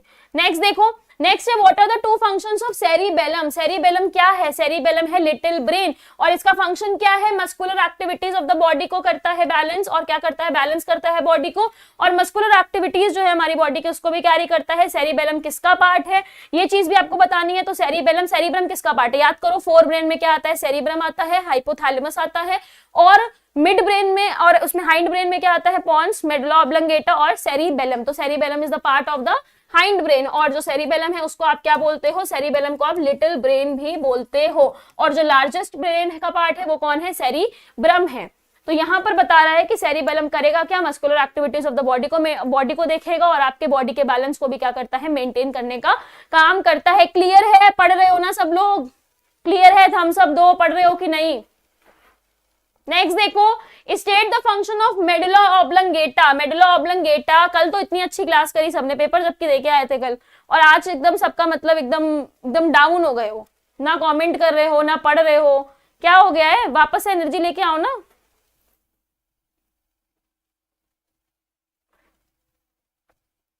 वापस से एनर्जी लेके आओ, नहीं तो अगर बताओ कि मतलब नहीं पढ़ना है तो क्लास को यहीं पे रोक दिया जाए।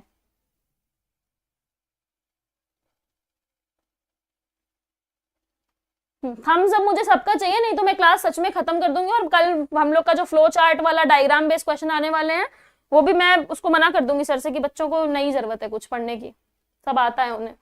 मेडुला ऑब्लिंगेटा का फंक्शन क्या होता है? The function of medulla oblongata is control the activities internal organ, यानी कि बेसिकली जो मेडुला ऑब्लिंगेटा है, मेडुला ऑब्लिंगेटा करता क्या है? मेडुला ऑब्लिंगेटा इनवॉलेंटरी एक्शंस को कंट्रोल करता है। अंदर तुम्हारी बॉडी में डाइजेशन हो रहा है, खाना निगल रहे हो, सॉल्विंग ऑफ फूड, डाइजेशन, ये सारी चीजें कौन करता है? मेडुला ऑब्लिंगेटा करता है। एलिमेंट्री कैनाल में जो मूवमेंट हो रहा है, खाने का मूवमेंट कैसे होता है? पेरिस्टालिटिक।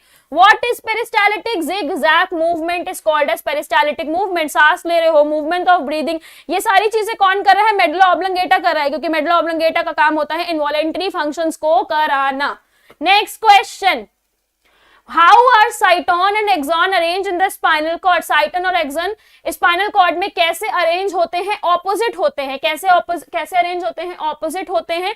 तो that in brain, in the spinal cord cyton lies inside and forms the gray matter होगा यहाँ पे, whereas axon lies outside forming white matter, यानी कि बोल रहा है स्पाइनल कॉर्ड में जो cyton है वो अंदर की तरफ है और फॉर्म करता है ग्रे मैटर को, axon क्या करता है? बाहर की तरफ है और व्हाइट मैटर को फॉर्म करता है। इसका जस्ट उल्टा हमारे ब्रेन में होता है। और ये चीज आपके कोर्स में मुझे नहीं लगता है, बट एक बार के लिए इसका आपके अरिहंत का क्वेश्चन है तो इस पे स्टार मार्क कर लो, पढ़ के जाना। नेक्स्ट देखो question number 43, give a scientific reason for the following statement, we can distinguish colours in moonlight. देखो, as moonlight is a dim light during which cone cells of our eyes do not function well, therefore the color is not well perceived, it is only rod cells that function in the moonlight। यानी कि moonlight में कौन function करता है? Moonlight में function कौन करता है?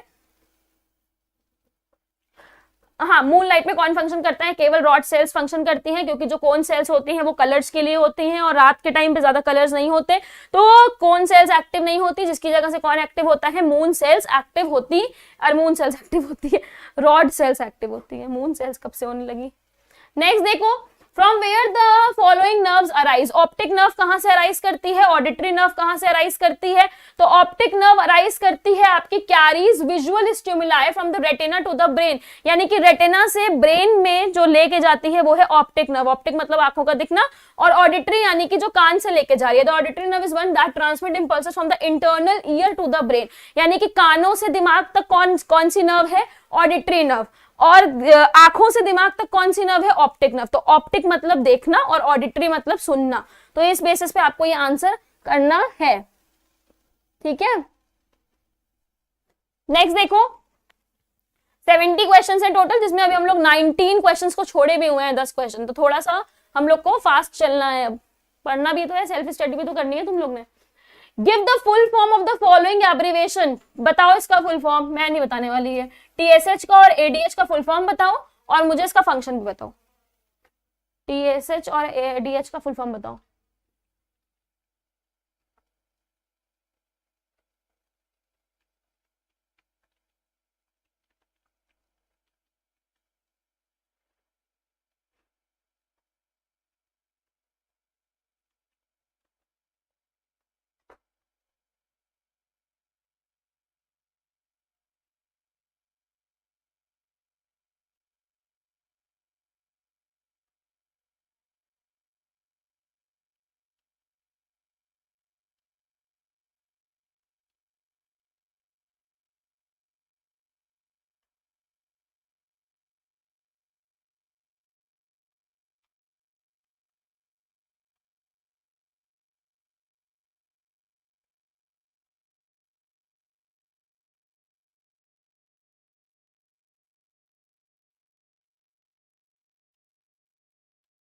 बताया answer? Thyroid stimulating hormone, anti diuretic hormone, very good.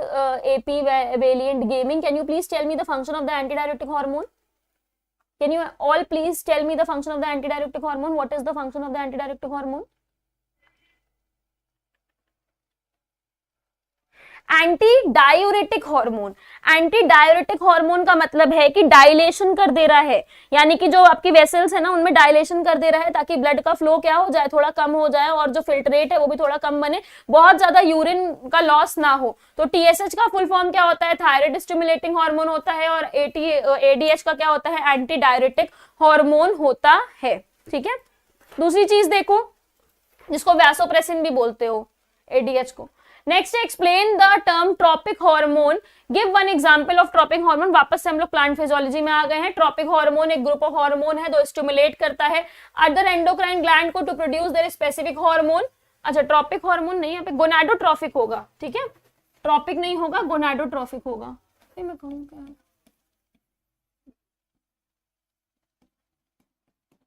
गोनाडोट्रॉफिक hormone that stimulate the other endocrine gland. बल्कि यहाँ पर अगर गोनाडोट्रॉफिक की जगह तुम लोग हाइपोथैलेमस लिखोगे ना, कि हाइपोथैलेमस ग्लैंड क्या करता है, हाइपोथैलेमस ग्लैंड और ग्लैंड्स को कहता है कि वो हार्मोन सेक्रेट करे, तो वो ज्यादा सही होगा। इस क्वेश्चन को एक बार यहाँ पे इसमें करेक्शन करना। Is a group of hormone that stimulates other endocrine gland to produce their specific hormone such as gonadotrophin hormone secreted by anterior pituitary. ये आंसर में यहाँ पर तुम्हारा हाइपोथैलेमस से बात स्टार्ट करनी चाहिए कि हाइपोथैलेमस ग्लैंड जो होता है वो क्या रिलीज करता है। हाइपोथैलेमस ग्लैंड कुछ हार्मोन रिलीज करता है जिसकी वजह से क्या होता है, पिट्यूटरी ग्लैंड एक्टिवेट होता है, फिर pituitary gland growth hormone release करता है, फिर पिट्यूटरी ग्लैंड थायराइड स्टिमुलेटिंग करता है जिसकी वजह से और एंडोक्राइन ग्लैंड्स एक्टिवेट होते हैं। तो यहाँ पर जो स्टार्टिंग होनी चाहिए वो इंस्टेंट ऑफ ये ट्रॉपिक हार्मोन इन सब की जगह हाइपोथैलेमस से होनी चाहिए। तो यहाँ पर इसको करेक्ट कर लेना, हाइपोथैलेमस से इसकी स्टार्टिंग करना तुम लोग अपने एग्जाम में। नेक्स्ट देखो, नेक्स्ट है मेंशन 3 फंक्शंस ऑफ एड्रेनलिन। क्या फंक्शन होता है एड्रेनलिन का? जब तुम बहुत घबराए हुए होते हो, परेशान होते हो, तुम्हें बोल दिया जाए जाओ स्कूल जाके स्पीच दो, या अभी परसों पेपर देने जाओगे तो धक धक धक धक धक धक पेपर में क्वेश्चन पेपर मिलने के टाइम ऐसा होता है ना। तो ये सारी चीजें कौन कर रहा है? एड्रेनल ग्लैंड कर रहा है। आपकी बॉडी में जो भी चेंजेस हो रहे हैं, आपको पता चल रहा है कि यार मैं नर्वस फील कर रहा हूं, तो कौन बताता है? ये एड्रेनलिन हार्मोन बताता है। ठीक है, हाँ ट्रॉपिक हार्मोन सही है, लेकिन हाइपोथैलेमस से इनिशिएशन होता है, तो हाइपोथैलेमस लिखोगे तो ज्यादा सही रहेगा। हाइपोथैलेमस फोरब्रेन का पार्ट है, हाइपोथैलेमस हार्मोन्स रिलीज करता है जिसकी वजह से पिट्यूटरी ग्लैंड एक्टिवेट होता है, और जब पिट्यूटरी ग्लैंड एक्टिवेट होता है तो और ग्लैंड्स भी एक्टिवेट होते हैं, तो हाइपोथैलेमस थोड़ा ज्यादा मोस्ट एप्रोप्रिएट होगा। नेक्स्ट देखो, हाँ दूसरी चीज यहाँ पर बोल रहा है फंक्शंस क्या है इसका, हार्ट रेट को आपके बढ़ा देगा, बॉडी को हेल्प करेगा लड़ने में, डर से भागने में, फाइट और फ्लाइट सिचुएशंस में, और प्यूपिल को डायलेट कर देगा। डायलेट यानी कि आंखें बड़ी बड़ी हो जाएंगी, लगेगा कि हाँ यार कोई तो ऐसी सिचुएशन है कि कुछ अजीब सा हो रहा है। ठीक, इमरजेंसी हार्मोन भी इसको बोलते हो, फाइट और फ्लाइट हार्मोन बोलते हो, लड़ो या तो उड़ जाओ, या तो लड़ो या तो उड़ जाओ। Rewrite the correct form of statement by changing 18 the underline word. 18 ये कैसा है, कुछ गलत है क्या? Alpha cells of pancreas secrete insulin. बोल रहा है अल्फा सेल्स जो होती हैं पैनक्रियाज की वो क्या सेक्रीट करती हैं? क्या अल्फा सेल्स इंसुलिन सेक्रीट करती हैं? Cretinism is caused due to the deficiency of adrenaline. इसको करेक्ट करके मुझे बताओ कि यहाँ पे करेक्ट क्या होगा। ये गलत है और इसका करेक्ट आंसर बताओ क्या होगा। बताओ बताओ बताओ बताओ बताओ बताओ बताओ। Thyroxine, right. यहाँ पर ये भी लिख सकते हो, बीटा सेल्स ना लिखने की जगह तुम्हें अल्फा सेल्स को एज इट इज लिखे रहने देना है। Alpha cells of pancreas secrete insulin, ना जी ना। Alpha cell of pancreas secrete glucagon. तो इंसुलिन कौन सेक्रेट करता है? Beta cell. ये है cretinism is caused due to the deficiency of adrenaline. नहीं भाई, ये होता है थायरॉक्सिन की डेफिशिएंसी से। ठीक है, थायरॉक्सिन की कमी कैसे होगी? जब आपकी बॉडी में आयोडीन की कमी होगी। ठीक है, क्लियर है? चलो नेक्स्ट देखो, क्वेश्चन नंबर 48। ये तो बता दिया, थायराइड हार्मोन को ही थायरॉक्सिन बोलते हैं। What is the significance of the human testis being located in the scrotal sac outside the abdomen? यानी कि जो ह्यूमन टेस्टिस है वो आउटसाइड द एब्डोमेन क्यों होती है और स्क्रोटल सैक में क्यों प्रेजेंट होती है? ऐसा क्यों होता है? देखो, तो आप हमेशा जब भी पढ़ते हो मेल रिप्रोडक्टिव सिस्टम तो आप पढ़ते हो कि टेस्टिस आर लोकेटेड, यानी कि इसका आंसर इस तरह से लिखते हो कि testis are located outside the abdominal cavity. Sorry for this bad handwriting. Testis are located outside the abdominal cavity within a pouch. किसमें प्रेजेंट होती है ये? within a pouch, and this pouch like structure is called as a scrotum। ये pouch like structure को ही scrotum बोलते हो। क्यों इसमें होती है? क्योंकि टेस्टिस ऐसा चाहती है कि मेरा टेम्परेचर अपनी बॉडी के टेम्परेचर से 2 से 3 डिग्री कम रखो भाई। क्यों कम रखो? ताकि मैं स्पर्म का फॉर्मेशन कर सकूं। तो स्पर्मेटोजेनेसिस हो, स्पर्मेटोजेनेसिस का मतलब है फॉर्मेशन ऑफ स्पर्म हो, जो स्पर्म बन रहे हैं वो डिस्ट्रॉय ना हो। इसकी वजह से ही जो टेस्टिस है वो स्क्रोटल सैक में प्रेजेंट होती है, ताकि टेम्परेचर क्या हो सके, लो हो सके, 2 से 3 डिग्री। नेक्स्ट देखो नेक्स्ट यहां पर बोल रहा है the presence of testis outside the abdominal cavity in the scrotum keeps the temperature of testis 2 to 3 degree Celsius below the temperature of the body which is important for the production of sperm which is also called as spermatogenesis. Question number next, arrange and rewrite the terms each group in the correct order so as to be logical sequence. ठीक है, इसको एक तुम्हें उसमें लिखना है, एक sequence में लिखना है। लिख के बताओ इसको एक सीक्वेंस में, कमेंट करके बताओ एक सीक्वेंस में क्या होगा।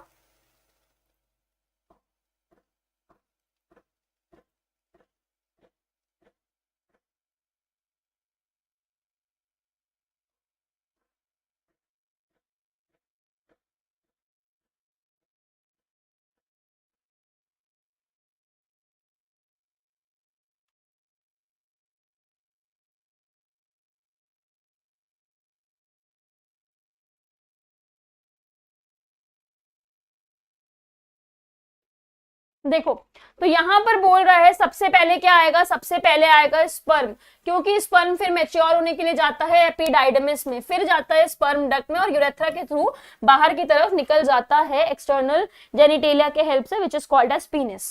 देखो thin walled of skin that covers the testis, ऐसी कौन सी थिन वॉल्ड है जो टेस्टिस को कवर कर रही है, इसको क्या बोलते हैं? दिस इज कॉल्ड एज, बताओ आंसर बताओ, this is called as menopause.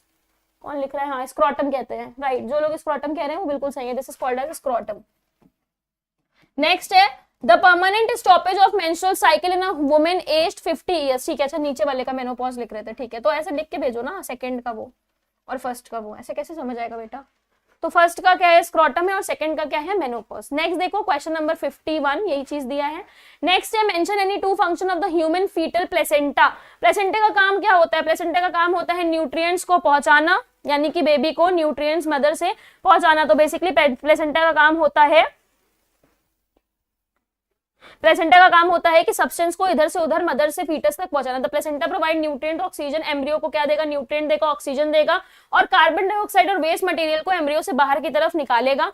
Placenta कुछ हार्मोन्स भी बनाएगा, जैसे कि estrogen, human chorionic gonadotropin which is called as HCG, और प्रोजेस्टेरोन। प्रोजेस्टेरोन क्यों बनाएगा? ताकि जो प्रेगनेंसी है वो हो सके, एंडोमेट्रियम की वॉल को थिक रख सके। तो ये सारी चीजें क्या नाम है? प्लेसेंटा करता है। और प्लेसेंटा का मेन काम तो ये होता है कि बेबी से मदर तक सब्सटेंस लेके जाए, जो भी वेस्ट प्रोडक्ट बेबी बना रहा है वो मदर को दे दे, और जो भी मदर के अंदर न्यूट्रिशन है वो बेबी को दे दे। तो प्लेसेंटा टू एंड फ्रॉम का काम करता है। नेक्स्ट है question number 53, mention two functions of amniotic fluid. देखो ये बड़ा इंपॉर्टेंट है। एमनियोटिक फ्लूइड क्या होता है? बेबी होता है ना, तो उसके अगल बगल एक फ्लूइड भरा हुआ होता है which is called as amniotic fluid. तो ये जो एमनियोटिक फ्लूइड होता है ये करता क्या है? एमनियोटिक फ्लूइड को पहले के टाइम पे हम यूज करते थे, इसको निकाल के क्या करते थे? पता करते थे कि बच्चे में कोई जेनेटिक डिसऑर्डर तो नहीं है, बच्चे में कोई बीमारी तो नहीं है। लेकिन इससे क्या नाम है, पता ये भी चलने लगा कि बच्चे चाइल्ड का सेक्स पता चलने लगा, और जब पता चला कि चाइल्ड जो है वो फीमेल है तो इसको फॉलो करा गया फीमेल फीटसाइड से, यानी कि अगर फीटस फीमेल है तो उसको मार दिया गया। इसीलिए एमनियोटिक फ्लूइड का टेस्ट करना अब बंद हो गया है। ठीक है, एमनियोटिक फ्लूइड का टेस्ट करना अब बंद हो गया है। दो फंक्शंस क्या हैं एमनियोटिक फ्लूइड के, देख लो। It act as a shock absorber and protect the embryo from mechanical jerks, यानी कि किसी भी तरह के झटके से बच्चे को, किसी भी तरह की चोट से, इन सारी चीजों से बचाता है। दूसरी चीज है ये प्रेशर को भी मेंटेन करता है, लेकिन इसकी जो और भी बातें थी कि एमनियोटिक फ्लूइड से आप डिटरमाइन कर सकते हो जेनेटिक डिसऑर्डर को, एमनियोटिक फ्लूइड से आप बच्चे का सेक्स डिटरमाइन कर सकते हो, वो चीज भी मैंने आपको बता दी। क्यों इस पे बैन लग गया है? बैन इसलिए लग गया है क्योंकि अगर फीमेल चाइल्ड है तो उसको क्या कर दिया जाता है? मार दिया जाता है। ठीक है, नहीं। नेक्स्ट देखो, नेक्स्ट है question number 54, gestation, now what is gestation? Gestation का मतलब होता है जितने दिन हम अपने मदर के वूम में होते हैं, 9 मंथ्स। ह्यूमंस में जेस्टेशन पीरियड क्या होता है? ह्यूमंस में जेस्टेशन पीरियड होता है 9 मंथ्स का। तो ये जो जेस्टेशन पीरियड है 9 मंथ्स का, दिस इज, इसी को हम क्या बोलते हैं? Gestation period. यानी कि जितने टाइम तक बच्चा डेवलप हो रहा है मदर के वूम में, इसी को बोलोगे gestation period. Now what is parturition? Gestation पढ़ रहे हो तो इसी के साथ साथ पार्चुरेशन भी पढ़ लो। पार्चुरेशन मतलब होता है डिलीवरी ऑफ द चाइल्ड या delivery of the young one या डिलीवरी ऑफ द बेबी। तो पार्चुरेशन का मतलब क्या होता है? पार्चुरेशन का मतलब होता है delivery of the baby. Delivery of the baby हो रहा है तो इसको क्या बोलोगे? डिलीवरी ऑफ द बेबी को आप बोलोगे पार्चुरेशन। ठीक है, सही है, समझ में आया?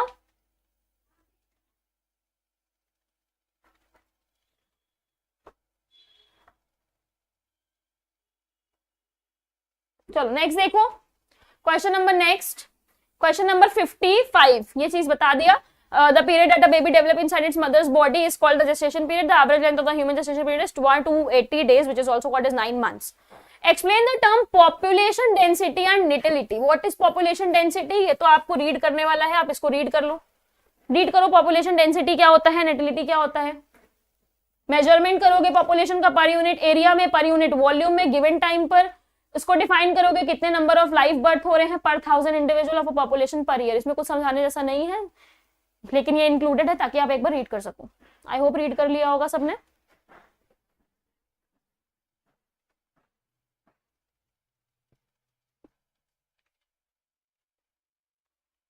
तुम्हारी जो बेबीज हैं वो पढ़ रही हैं, इसलिए अभी तुम भी पढ़ लो। तुम्हारे बाबू बेबी जो भी हैं वो सब पढ़ रहे हैं, जो कह रहे हो मैम कहाँ गए सब।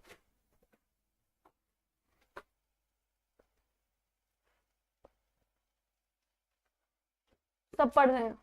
देखो, give 2 reasons for a sharp rise in world human population. 2 reasons क्या है वर्ल्ड ह्यूमन पॉपुलेशन में राइज आने में? एक ये है कि लोग एजुकेटेड नहीं है, दूसरी चीज ये है कि उनको ये नहीं पता कि कॉन्ट्रासेप्टिव मेथड्स क्या हैं, उनके बारे में उनको ये नहीं पता, पॉपुलेशन बढ़ाने का क्या ड्रॉबैक हो सकता है, उनको ये सारी चीजें नहीं पता। तो यही 2 रीजंस हो सकते हैं। लिखे क्या है ये? अबंडेंस ऑफ फूड, बहुत ज्यादा खाना है और लोग मर नहीं रहे हैं, डिक्रीज है डेथ रेट। यानी कि अगर लोग मर नहीं रहे हैं तो लोग बढ़ते ही चले जाएंगे। अगर लोग मर तो रहे नहीं है लेकिन नए बच्चे पैदा होते जा रहे हैं, तो इससे क्या होगा? पॉपुलेशन क्या हो जाएगी?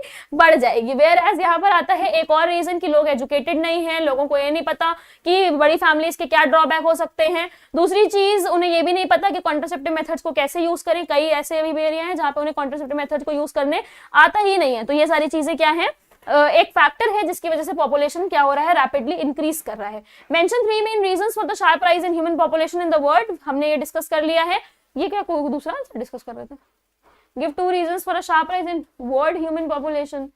ठीक है, अच्छा ये दोनों मिलते जुलते हैं। 3 रीजंस बताओ। ह्यूमन पॉपुलेशन बढ़ रही है फिर से, तो डेथ रेट डिक्रीज हो रही है क्योंकि मेडिकल फैसिलिटीज अच्छी हो गई है, इंक्रीज हो गई है फूड अवेलेबिलिटी क्योंकि एग्रीकल्चर टेक्नोलॉजी अच्छी हो गई है, और जो बच्चे हैं इतना अच्छा केयर दिया जा रहा है कि जो एकदम पहले क्या होता था कि अगर इन्फेंट्स यानी कि न्यू बॉर्न बेबी हो रहा है तो कुछ बच्चे मर जाते थे, लेकिन अब ये चीज नहीं हो रही क्योंकि मेडिकल फैसिलिटीज को काफी अच्छा कर दिया गया है। और अगर कोई बूढ़ा इंसान भी है तो इतनी फैसिलिटीज है कि हाँ हम उसको मतलब वेंटिलेटर पे भी जिंदा काफी टाइम तक रख सकते हैं। मतलब तो ये सारी चीजें, इतनी जो टेक्नोलॉजी हाई हो गई है उसकी वजह से डेथ रेट कम हो गया। डेथ रेट कम होने की वजह से पॉपुलेशन रैपिडली इंक्रीज कर रहा है। लेकिन ये फैक्टर एक अच्छा फैक्टर नहीं कहा जाएगा। कोई अगर इंसान जिंदा है तो जबरदस्ती तो उसको हम नहीं शूट कर सकते ना। तो एक फैक्टर ये है कि लोग एजुकेटेड नहीं है, जबरदस्ती क्या नाम है पॉपुलेशन को बढ़ाते जा रहे हैं, उन्हें नहीं पता कि पॉपुलेशन को रोके कैसे, कंट्रोल कैसे करें। तो ये सारे फैक्टर ज्यादा इंपॉर्टेंट है पॉपुलेशन को इंक्रीज करने के लिए। नेक्स्ट देखो, नेक्स्ट है यहाँ पर question number 58। Mention 3 reasons why the growth of population has not been appreciably checked in India. तो यहाँ पर इसका आंसर है इलिटरेसी की वजह से, desire for a male child, children are regarded as God gift. तो बोल रहा है कि क्यों इंडिया की पॉपुलेशन को चेक नहीं करा जाता है अच्छे से, क्योंकि इलिटरेसी है, लोग पढ़े लिखे नहीं हैं। दूसरी चीज, उन्हें लगता है कि अगर लड़की हुई, 3 लड़कियां उन्होंने कर ली पैदा, ठीक है, यानी लोगों ने 3 लड़कियों को बॉर्न कर दिया, 3 लड़कियां मतलब पैदा हुई घर में, तो उन्हें लगा कि नहीं यार अब लड़का भी पैदा होना चाहिए। तो उसकी वजह से वो क्या कर रहे हैं, बार बार कोशिश करते जा रहे हैं कि यार लड़का पैदा हो जाए। इसकी वजह से क्या करा, उन्होंने फालतू इतनी लड़कियों की भीड़ लगा दी, यानी कि पॉपुलेशन को फालतू बढ़ा दिया। तो ये है desire for male child, children are regarded as God gift. और लोग कहते हैं कि बच्चे तो भगवान का आशीर्वाद है, कोई भगवान का आशीर्वाद नहीं, this is a natural process, आप चाहोगे तो बच्चे होंगे, नहीं चाहोगे तो नहीं होंगे। तो इसलिए तो गॉड का गिफ्ट है। ये सारी चीजें जो इलिटरेसी वाली बातें हैं, ये एक बहुत अच्छा मतलब बहुत अच्छा कह रहे हैं, बहुत बुरा फैक्टर है पॉपुलेशन को बढ़ाने का। क्लियर है?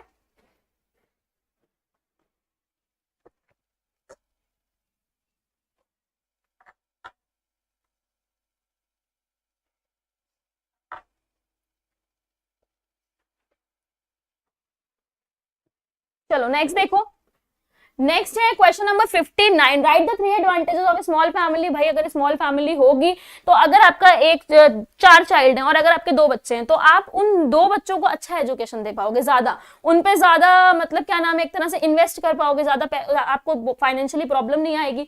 तो ये सारे अच्छी चीजें होती हैं स्मॉल फैमिली होने के लिए। It helps the upgradation of the quality of life, life अच्छा दे पाओगे। नेचुरल रिसोर्सेज बचत होगी, लैंड की, मिनरल की, वुड की, फ्यूल की, लॉन्गर टाइम तक लोग उसको यूज कर पाएंगे। पर कैपिटा इनकम क्या हो जाएगी, it increases the per capita income that reduces the economic pressure. अगर ज्यादा लोग हैं तो एक पर्सन पे ज्यादा इकोनॉमिक प्रेशर आएगा। भाई 4 बच्चों को पढ़ाना है और 2 बच्चों को पढ़ाना है, बहुत ह्यूज डिफरेंस है, जस्ट डबल का अंतर है।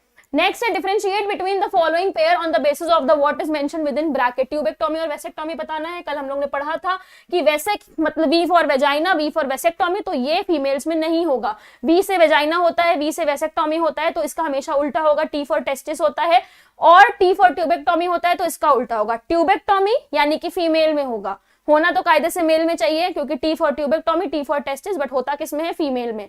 Vasectomy, V for vasectomy, V for vagina, होना तो फीमेल में चाहिए बट होता किसमें है, मेल में। तो ये दोनों क्रिस क्रॉस हैं यानी कि ऑपोजिट हैं। तो कैसे याद रखोगे, ट्यूबेक्टोमी में क्या करते हैं, ट्यूबेक्टोमी फीमेल में होता है, इसमें क्या करते हैं, फेलोपियन ट्यूब को कट करते हैं और टाइड अप कर देते हैं, जिससे गैमीट का फॉर्मेशन तो होगा लेकिन गैमीट्स आगे की तरफ जा नहीं पाएंगी। वेसेक्टोमी क्या है, वेसेक्टोमी मेल में होता है जिसमें वास डिफरेंस को कट कर देंगे, टाइड अप कर देंगे, गैमीट्स बनेंगे, स्पर्म तो बनेंगे लेकिन आगे की तरफ मूव नहीं कर पाएंगे। ये सर्जिकल मेथड है और ये लास्ट मेथड है, इसका कोई रिवर्स नहीं है। यानी कि जैसे कॉन्डम को यूज करना, फिजिकल मेथड यूज करना, कॉपर टी, पिल्स, ये सारी चीजें क्या है, ये रिवर्सिबल है। लेकिन जो ये मेथड है ये लास्ट मेथड है, टर्मिनल मेथड है, ये इरिवर्सिबल मेथड है क्योंकि ये सर्जिकल मेथड है। ठीक है, नेक्स्ट देखो, नेक्स्ट है क्वेश्चन नंबर 61 को, हाँ देखो ये इसका आंसर लिखा है कि it is the sterilization strategy in male, it is the sterilization strategy in female, it involves surgical cutting of a part of vas deferens in male and कंट egg to prevent sperm transfer, it involves surgical cutting of part fallopian tube in female of cut and to prevent fertilization ligation. पढ़ लो इसको एक बार, answer आएगा तो ऐसे लिखना exam में।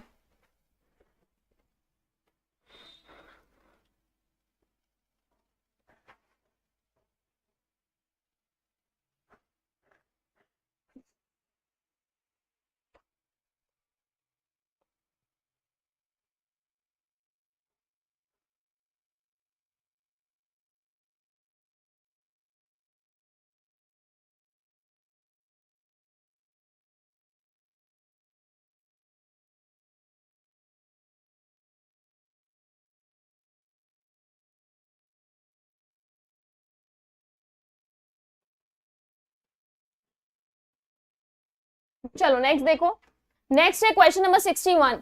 अब तुम्हें बताना है ये सही है कि गलत है। Tubectomy is the surgical method of sterilisation in female. क्या tubectomy surgical method of sterilisation in males होता है कि फीमेल्स होता है?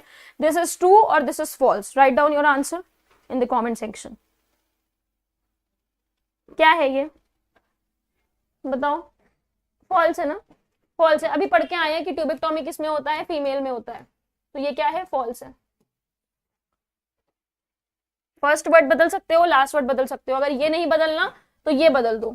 अगर मेल को सही रखना चाहते हो तो ये ट्यूबेक्टोमी की जगह ये वेसेक्टोमी कर दो। फर्स्ट या लास्ट वर्ड को बदल सकते हो, पेपर में ऐसे क्वेश्चंस आएंगे अगर ये पैटर्न दिया है तो इसका मतलब इसीलिए हम ये क्वेश्चन सॉल्व कर रहे हैं। नेक्स्ट देखो,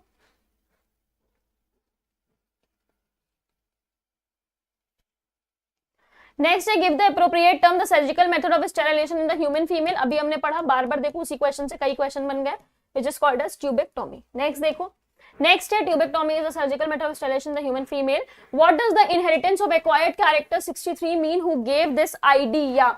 यहां पर बोल रहा है inheritance of acquired characters means that the organs which are used more extensively would enlarge. यानी कि बोल रहा है acquired, inheritance of acquired characters क्या है, यानी कि कोई ऐसे कैरेक्टर्स जो आपने एनवायरमेंट के अकॉर्डिंग एक्वायर कर लिया। तो जब आपने एनवायरमेंट की वजह से, जो आपके अगल बगल माहौल चल रहा है उसकी वजह से अगर आपके अंदर कोई कैरेक्टर्स आ रहे हैं तो वो आपकी जनरेशन में कैसे पास हो रहे हैं। जैसे इसके लिए एक एग्जाम्पल था जिराफ, जिसकी जो थ्योरी किसने दी, लमार्क साइंटिस्ट थे, उन्होंने दी। तो जिराफ वाली थ्योरी में क्या हुआ, जिराफ वाली थ्योरी में ये हुआ कि जो जिराफ थी पहले नीचे घास खाती थी, लेकिन धीरे धीरे क्या हो गया, वो जो पूरा एरिया था खत्म होने लगा, तो अपनी गर्दन उठा उठा के क्या खाने लगी, लीव्स खाने लगी। तो इस तरह से देखा गया कि जो उनकी जो जनरेशन थी उसमें जो है, जो उनकी नेक थी वो एनलार्ज होने लगी। नेक उनकी कैसे होने लगी, नेक उनकी एनलार्ज होने लगी, ठीक है, नेक उनकी एनलार्ज होने लगी। और इसी को क्या बोला जाता है, एक्वायर्ड कैरेक्टर, जो कि ऑफस्प्रिंग से आगे की तरफ ट्रांसफर हो सकता है। और ये किसने दिया था, लमार्क जी ने ये थ्योरी दी थी। That is inheritance of acquired characters means that organs which are used more extensively would enlarge and become more efficient and such change characteristic acquired traits would be transmitted to the offsprings. This idea was the central theme of Lamarckism. Next question, which traits are important for evolution? ऐसे कौन से traits हैं जो evolution के लिए बहुत ज्यादा important हैं? तो evolution के लिए important traits कौन से हैं? That is बोल रहा है इनहेरिटेंट ट्रेट्स आर इंपॉर्टेंट, जो भी ट्रेट्स इनहेरिट हो रहे हैं वो इंपॉर्टेंट है जनरेशन टू जनरेशन, क्योंकि उसकी वजह से क्या आएगा, वेरिएशंस आएंगे तभी तो चल के एवोल्यूशन आएगा। Retention of inherent traits of similarities for generation maintains the integrity of an existing species. ये सारे क्वेश्चंस रीड करने वाले हैं।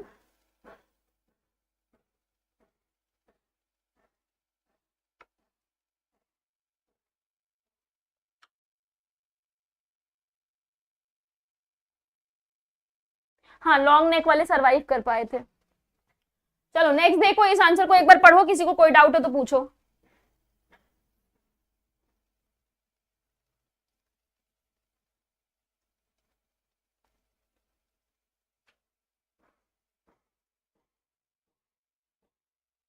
देखो यहाँ पर इस क्वेश्चन का बस यही एक मतलब है कि जो इनहेरिटेड ट्रेट्स है वो हमारे बहुत ज्यादा इंपॉर्टेंट है एवोल्यूशन के लिए। क्यों ये एवोल्यूशन के लिए इंपॉर्टेंट है, क्योंकि इनहेरिटेड ट्रेट्स हमारे एक जनरेशन से दूसरी जनरेशन में ट्रांसफर होंगे, और यही इनहेरिटेड ट्रेट्स को कुछ टाइम के लिए रिटेंशन भी किया जाता है, रुके रहते हैं ये, ताकि जो एग्जिस्टेंस है स्पीशीज का वो एकदम से खत्म ना हो जाए, कोई भी स्पीशीज एकदम से एक्सटिंक्ट ना कर जाए। तो इसलिए ये क्या है, यहाँ पर ये सारी चीजें बता रही है कि एवोल्यूशन के लिए कौन से ट्रेट्स हैं जो इंपॉर्टेंट हैं। थोड़े ये 3 मार्क्स क्वेश्चन वाले टाइप है, 2 मार्क्स तो नहीं कहेंगे इसे हम। Natural selection operates when nature selects, question number 65 यहाँ पे बोल रहा है, क्वेश्चन नंबर आ गया है, और उसमें भी एक क्वेश्चन में ये भी था 63 आ गया था, तो इसे भी ऐसे कट कर देना, ठीक है। फिटनेस बोल रहा है कि नेचुरल सिलेक्शन किसने दिया था, नेचुरल सिलेक्शन का थ्योरी डार्विन जी ने दिया था। डार्विन जी ने कहा था जो फिटेस्ट होगा वो जिएगा, जो फिटेस्ट नहीं होगा वो नहीं जिएगा। नेचर खुद सेलेक्ट करेगा कि किसको जो है रहना है नेचर में और किसको नहीं रहना है। तो survival of the fittest theory थी, जो किसने दी थी, डार्विन ने दी थी, कि एबिलिटी है पर्सन की कि वो जी पा रहा है कि नहीं। सपोज करो यहाँ से हम कोई बहुत मतलब अलग वेदर के एनवायरमेंट में चले गए, हम 2 फ्रेंड्स गए, तो हो सकता है मेरा इम्यून सिस्टम ऐसा है कि हाँ हम उस कंडीशन को रेजिस्ट कर ले रहे हैं, मेरी फ्रेंड रेजिस्ट नहीं कर पा रही, वो मतलब उस कंडीशन को रेजिस्ट ही नहीं कर पाए, तो नेचर किसको सेलेक्ट करेगा, ऑब्वियसली मुझे सेलेक्ट करेगा। तो ये चीज होती है कि सर्वाइवल ऑफ द फिटेस्ट, ठीक है, ये होता है सर्वाइवल ऑफ द फिटेस्ट, ठीक है। Natural selection for fittest is based on the characteristics which are inherited, so there must be a genetic basis for getting selected and to evolve. In other words, there are some organisms which are better adapted to survive in an otherwise hostile environment. Adaptive ability is inherited and it is a genetic basis, hence fitness is the end result of the ability to adapt and get selected by nature. यानी कि जो आपका यहाँ पर वो है adaptive ability है जो कि इनहेरिट करी है आपने, जिसकी वजह से जो फिटेस्ट है वो क्या करेगा, सर्वाइव करेगा। Fittest is the end result of the ability to adapt and get selected by nature. Next देखो, explain Darwin concept of natural selection, के सेम क्वेश्चन है। डार्विन का क्या कॉन्सेप्ट था नेचुरल सिलेक्शन का, कि फिटेस्ट जिएगा और जो फिटेस्ट नहीं होगा वो डिस्ट्रॉय हो जाएगा, जो ऑर्गेनिजम्स अनफिट है वो डिस्ट्रॉय हो जाएगा। तो ये सेम क्वेश्चन है, इसको स्किप करो। आगे देखो, state the reason for the increase population of dark coloured moth. ये चीज मैंने कई बार बताई है, डार्क कलर मॉथ क्यों बढ़ गए थे और लाइट कलर मॉथ क्या हो गए थे। तो इनमें एक क्या नाम है, कहानी है, उस कहानी को सुन लो। इंडस्ट्रियलाइजेशन जब नहीं होता था, इंडस्ट्रियलाइजेशन नहीं था, पॉल्यूशन नहीं था, 2 तरह के मॉथ थे, एक थे व्हाइट एक थे ब्राउन, और ऊपर से ऐसे चिड़ियां उड़ रही हैं, चील उड़ रहे हैं, उनको वो उसको मॉथ को खाना है। तो जब इंडस्ट्रियलाइजेशन नहीं था, जो व्हाइट मॉथ थे वो एकदम साफ साफ क्या थे, मतलब व्हाइट मॉथ जो है दिखते ही नहीं थे, लेकिन जो ब्राउन वाले थे वो कैसे थे, वो एकदम विजिबल थे, तो ब्राउन वालों को खा लिया जाता था। लेकिन जब इंडस्ट्रियलाइजेशन हुआ तो जो पूरी जगह है वो व्हाइट की जगह ब्राउन हो गई। जब वो जगह व्हाइट की जगह ब्राउन हो गई तो जो ब्राउन मॉथ थे वो ब्राउन वाली जगह के साथ मिक्स हो गए और व्हाइट मॉथ आप नजर में आने लगे। इसी को एवोल्यूशन बोला गया। पहले जब हम देख रहे थे कुछ साल पहले तो व्हाइट मॉथ जी रहे थे, व्हाइट मॉथ जी रहे थे आराम से, ब्राउन वाले नहीं जी रहे थे। लेकिन जब इंडस्ट्रियलाइजेशन हुआ, कंडीशंस चेंज हो गई, एनवायरमेंट चेंज हो गया, तो जो ब्राउन वाले मॉथ थे अब वो जी पा रहे हैं और व्हाइट वाले मॉथ नहीं जी पा रहे हैं। तो यही चीज यहां पर बताई गई है, ठीक है। नेक्स्ट क्वेश्चन देखो, क्वेश्चन नंबर नेक्स्ट, इसमें ये आंसर एक बार रीड कर लो, रीड करो इसको।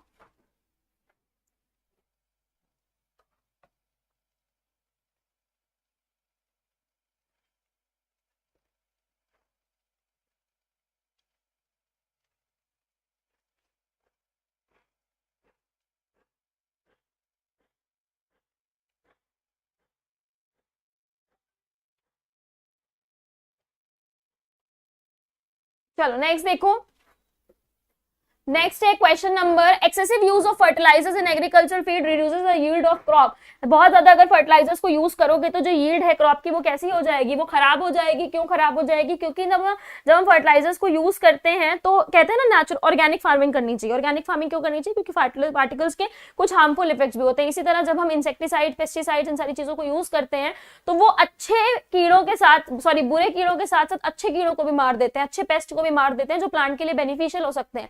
तो इसीलिए हमको केमिकल्स ना यूज करके क्या करना चाहिए, नेचुरल चीजें यूज करनी चाहिए ताकि सॉइल की फर्टिलिटी खराब ना हो। तो इतना लंबा आंसर है, इसको एक बार रीड कर लो। किसी को कुछ नहीं आया तो बताओ। एक्सेसिव अगर फर्टिलाइजर्स को यूज करोगे तो ये क्या करेगा, नेगेटिव इंपैक्ट होगा इसका। क्यों? क्योंकि एक्सेसिव फर्टिलाइजर क्या कर सकता है, कई सारी प्रॉब्लम कर सकता है। Over use of nitrogen based fertilizers क्या कर सकता है, soil to become more acidic, soil को एसिडिक बना सकता है, जिसकी वजह से क्या हो जाएगा, सॉइल सपोर्ट नहीं कर पाएगी हेल्दी प्लांट को। और अगर बहुत ज्यादा यूज करोगे पर्टिकुलर टाइप ऑफ फर्टिलाइजर को, जिसकी वजह से सॉइल के जो न्यूट्रिएंट्स हैं उनमें इम्बैलेंस होगा और साथ ही साथ न्यूट्रिएंट्स अनअवेलेबल भी हो जाएंगे प्लांट्स के लिए, और बाकी जो न्यूट्रिएंट्स है वो ज्यादा अमाउंट में प्रेजेंट होंगे, जिसकी वजह से प्लांट को सारे न्यूट्रिएंट्स इक्वली चाहिए। लेकिन अगर आप फर्टिलाइजर्स ज्यादा डाल दोगे तो एक पर्टिकुलर न्यूट्रिएंट क्या हो रहा है, ज्यादा फर्टिलाइजर्स ले रहा है, जिसकी वजह से क्या हो रहा है, जिसकी वजह से प्लांट को सारे न्यूट्रिएंट्स बैलेंस फॉर्म में नहीं मिल रहे। बैलेंस फॉर्म में नहीं मिल रहे तो प्लांट ऐसे बौना रह जाएगा, स्टंटेड ग्रोथ होगी, छोटा रह जाएगा, डेवलप नहीं कर पाएगा या लो हो जाएगा और अच्छा सुंदर नहीं दिखेगा, डेवलप नहीं हो पाएगा। बस इतना समझ लेते हैं। नेक्स्ट है question number 69, give the technical term for a method of contraception in which the sperm duct is cut and, ये वही वाला है, स्पर्म डक्ट को कट कर रहे हैं और उसको टाइड अप कर दे रहे हैं। यहाँ पे टाइड अप लिख लोगे तो ज्यादा अच्छा रहेगा, लिगेटेड के अच्छा टाइड अप कर लोगे तो इस कंडीशन को क्या बोलेंगे, इस कंडीशन को बोलते हैं, मेल का केस है ये, स्पर्म की बात हो रही है तो इसको वेसेक्टोमी बोलते हैं। क्या बोलते हैं इसको? वेसेक्टोमी। ट्यूबेक्टोमी फीमेल में बोलते हैं। नेक्स्ट देखो, अरे नेक्स्ट देखो, नेक्स्ट है यही, देखो यही चीज लिखी हुई है, state whether the following statement is true or false. If false, rewrite the correct statement by changing the, पता नहीं क्या है, by changing the false last word only. ठीक है, चलो इसको सही करो। Vasectomy is a surgical method of sterilisation in men. अरे भाई बार बार कितनी बार पूछोगे, फीमेल में होता है। नहीं सही तो है, ये गलत कहाँ है, रुको, ये तो सही है भाई, फर्जी काट दिया।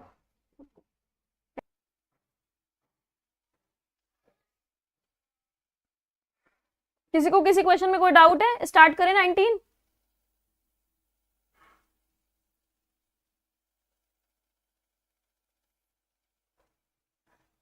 चलो स्टार्ट करते हैं। Name the following the tissue responsible for ascent of sap in plant. ऐसा टिश्यू जो रिस्पॉन्सिबल है ascent of sap in plant की। The pressure which is responsible for the movement of water molecule across the cortical cell of the root, यानी कि cortical cell of root में substance move कर रहे हैं तो ऐसा कौन सा प्रेशर है जो इसमें इन्वॉल्व है, तो ये बात लिखनी है। तो इसका आंसर देखोगे तो तुम्हें मिलेगा xylem tissue accent of SAP. Now what is this accent of SAP? Accent of SAP का मतलब होता है वाटर और मिनरल। सैप का मतलब क्या होता है? Water and minerals. तो वाटर एंड मिनरल्स को मूवमेंट कराने में कौन हेल्प करता है? ऑफ कोर्स जाइलम भैया करते हैं। ऑस्मोटिक प्रेशर रिस्पॉन्सिबल होता है मूवमेंट कराने के वाटर मॉलिक्यूल। वाटर मॉलिक्यूल की मूवमेंट की बात हो रही है तो वाटर मॉलिक्यूल का मूवमेंट किससे होता है? ऑस्मोसिस से होता है। तो ऑस्मोटिक प्रेशर यहाँ पर क्या होता है? इंक्लूडेड होता है। वेरी गुड, अब आंसर कर रहे हो सब लोग, गुड। नेक्स्ट देखो, state any two adaptation in plant to reduce transpiration. ऐसा क्या अडेप्टेशन है कि प्लांट जो है रिड्यूस कर दे ट्रांसपिरेशन को? तो एक ये है कि जो स्टोमेटा है वो लोअर सरफेस पे प्रेजेंट हो। अगर लोअर सरफेस पे स्टोमेटा प्रेजेंट होंगे तो ज्यादा से ज्यादा क्या होगा? ट्रांसपिरेशन नहीं होगा। यही चीज यहाँ पर बताई गई है। In the leaf desert plant are modified into spine. ये भी चीज है, ये भी मतलब जो मैंने बताया वो भी सही है कि लोअर सरफेस पे स्टोमेटा का अरेंजमेंट ज्यादा हो। दूसरी चीज है कि जो लीव्स हैं डेजर्ट प्लांट में वो स्पाइन्स के फॉर्म में अरेंज होती है, जिसकी वजह से उसमें स्टोमेटा ज्यादा दिखता नहीं है, स्टोमेटा ज्यादा ऊपर की तरफ विजिबल प्रेजेंट नहीं होता और वहां पे ट्रांसपिरेशन कम होता है। तीसरी चीज ये है कि लीव्स के ऊपर एक वैक्सी लेयर होती है which is called as cuticle. Cuticle का मेन रीजन यही होता है कि वो प्लांट को ट्रांसपिरेशन करने से क्या करता है, रोकता है, एक्सेस ट्रांसपिरेशन करने से प्लांट को रोकता है। तो ये चीज आपकी यहाँ पर हो जाती है। Adaptation in plant to reduce transpiration are as follows. The leaves in the desert plants are modified into spine to decrease the surface area of transpiration. Surface area को कम करती हैं। अब सरफेस एरिया को कम करती है, टमाटर तो होते रहेंगे, सरफेस एरिया बस कम हो जाएगा। सरफेस एरिया कम हो जाएगा तो ट्रांसपिरेशन भी कम हो जाएगा। ज्यादा सरफेस एरिया है तो ज्यादा वाटर जाएगा, कम सरफेस एरिया है तो वाटर भी कम निकलेगा। अब waxy layer called cuticle on the surface of the leaves lowers the transpiration rate. अगर एक वैक्सी लेयर प्रेजेंट है which is called as cuticle तो ये क्या कर देगी, ट्रांसपिरेशन रेट को लो कर देगी। नेक्स्ट है question number 21, leaves of certain plant roll up on a hot sunny day, explain by giving suitable reason. क्यों रोल अप कर जाती है, रोल अप इसलिए कर जाती है ताकि ट्रांसपिरेशन कम हो पाए। अगर लीव्स रोल अप नहीं करेंगी, लीव्स रोल अप करती हैं तो रिड्यूस करने के लिए सरफेस एरिया को, ताकि ट्रांसपिरेशन क्या हो, कम हो। अगर सरफेस एरिया रिड्यूस हो जाएगा तो ट्रांसपिरेशन भी रिड्यूस हो जाएगा, लेकिन अगर सरफेस एरिया कम नहीं होगा तो ट्रांसपिरेशन क्या होगा, ज्यादा होगा। प्लांट से वाटर लॉस क्या हो जाएगा, ज्यादा हो जाएगा। और अगर प्लांट से वाटर लॉस ज्यादा हो जाएगा तो प्लांट झुलस जाएगा, प्लांट में प्रॉब्लम्स आएंगी क्योंकि उसको वाटर चाहिए स्टेप खड़े होने के लिए भी। नेक्स्ट देखो, नेक्स्ट है ये डायग्राम, देखो इसको। Given below is an apparatus which was set up to investigate a physiological process in plant. The setup was placed in bright sunlight. इस सेटअप को ब्राइट सनलाइट में प्लेस करा गया है। वाटर ड्रॉपलेट्स को यहाँ पे रखे हैं। ये एक जार है, रबर शीट लगाई गई है, ग्लास प्लेट लगाया गया है, वैसलीन लगाया गया है। तो इसमें होगा क्या, देखते हैं। बताना है name the process being studied, आपको प्रोसेस का नाम बताना है। Why was pot enclosed in the rubber sheet, mention 2 external factor. तो ये बड़ा इजी सा क्वेश्चन है, इसको आपको ये आंसर्स एक बार देख लो और मैं इसके आंसर्स दूंगी, एक बार इसको रीड आउट कर लो, ठीक है। देखो तो यहां पर बोल रहा है क्वेश्चन नंबर 1, प्रोसेस क्या है। तो ये जो प्रोसेस है ये ट्रांसपिरेशन है। लॉस ऑफ वाटर हो रहा है, किसके फॉर्म में, वेपर के फॉर्म में हो रहा है। कहां से हो रहा है, एरियल पार्ट से हो रहा है। To prevent the escape of water vapour from the pot, ये जार क्यों लगा रखा गया है, ताकि जो वाटर वेपर है वो बाहर की तरफ ना जा सके। दूसरी चीज है, थर्ड आपका पूछ रहा है यहाँ पर, mention 2 external factor which can accelerate the above process. ऐसे 2 फैक्टर जो इस प्रोसेस को तेज कर सकते हैं, एक्सेलरेट कर सकते हैं। तो टेम्परेचर और वेलोसिटी ऑफ विंड अगर ज्यादा होगा, बढ़ाएंगे उसको, टेम्परेचर बढ़ाएंगे तो ट्रांसपिरेशन भी क्या होगा, ज्यादा होगा। तो टेम्परेचर और ट्रांसपिरेशन क्या कर सकते हैं, अफेक्ट कर सकते हैं। सॉरी, टेम्परेचर और वेलोसिटी ऑफ विंड क्या कर सकते हैं, ट्रांसपिरेशन को अफेक्ट कर सकते हैं। नेक्स्ट यहाँ पर बोल रहा है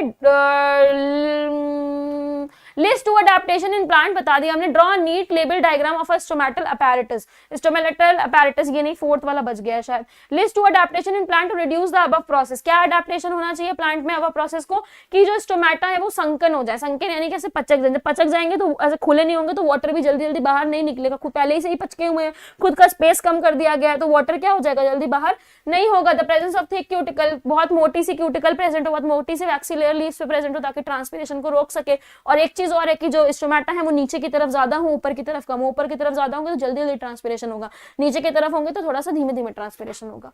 नेक्स्ट चीज यहाँ पर आती है ये डायग्राम। ये डायग्राम का 5th वाला पार्ट नहीं है, बट आप डायग्राम इसका बना लोगे अगर आएगा ना। स्टोमेटल अपैरेटस का पूरा ऐसे स्टोमेटा बनाना, मतलब गार्ड सेल्स बनाना, फिर सब्सिडरी सेल बनाना, पूरा अच्छा डायग्राम बनाना, ठीक है, क्योंकि 4 नंबर है तो उसका डायग्राम का भी अच्छा खासा नंबर होगा।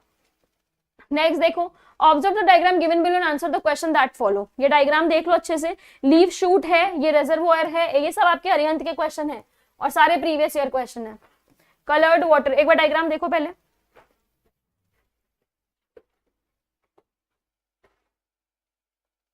अच्छा ये बताओ तुम लोग को कौन से चैप्टर्स के फ्लो चार्ट चाहिए, ह्यूमन फिजियोलॉजी के चाहिए या प्लांट्स के भी चाहिए, बताओ।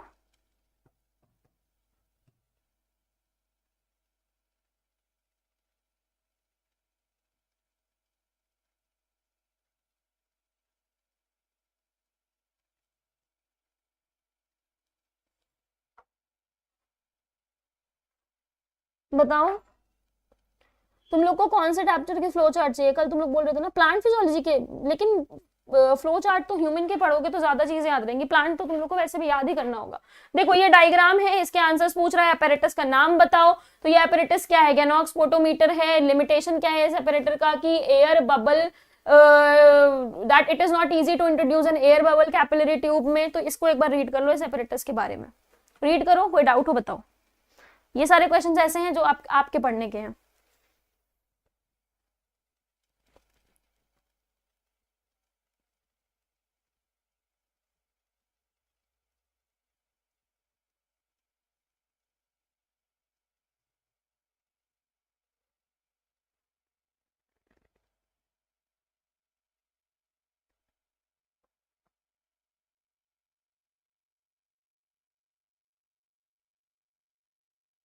चलो नेक्स्ट देखो, रीड कर लिया, क्लियर है, क्लियर है। Reproductive system, endocrine system, chemical coordination in plant genetics, okay done.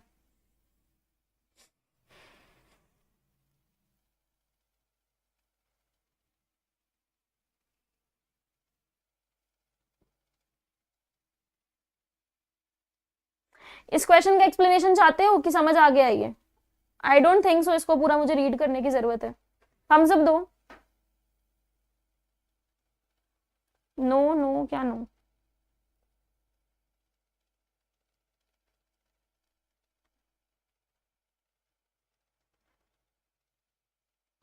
चलो नेक्स्ट क्वेश्चन देखो।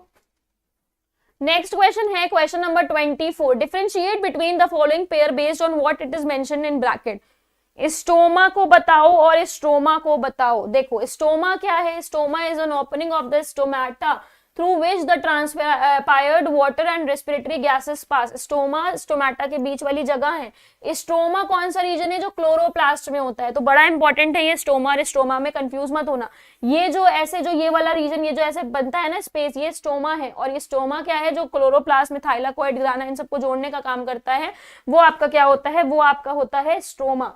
तो यही डिफरेंस है स्टोमा और स्ट्रोमा में। सब में से बंद हो गया।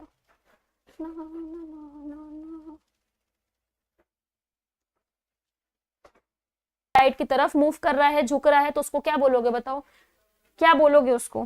फोटोट्रोपिज्म बोलते हैं। नेगेटिव की पॉजिटिव? आंसर दो,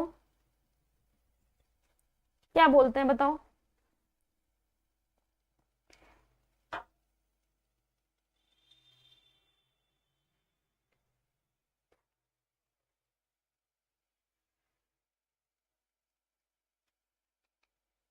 प्लांट प्लेस, जब प्लांट को यूनि डायरेक्शनल लाइट में रखोगे तो प्लांट बेंडिंग शो करेगा लाइट की तरफ, और इस फेनोमेना को आप क्या बोलते हो? फोटोट्रोपिज्म बोलते हो। और ये कौन करता है? ऑक्सिन करता है। वेरी गुड, बहुत सारे लोग ऑक्सिन आंसर कर रहे हैं।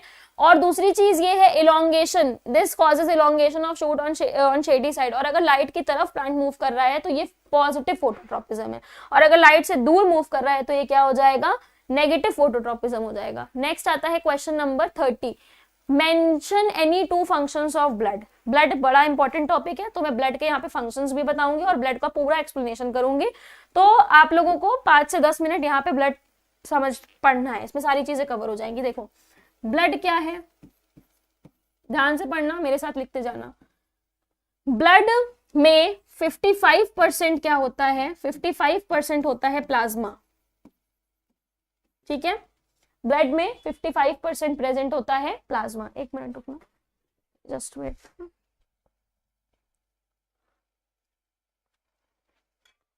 सब लोग लिखो, ब्लड में 55% प्लाज्मा होता है और 45% क्या होता है? ये सब तो एग्जाम के पहले एकदम रटा होना चाहिए।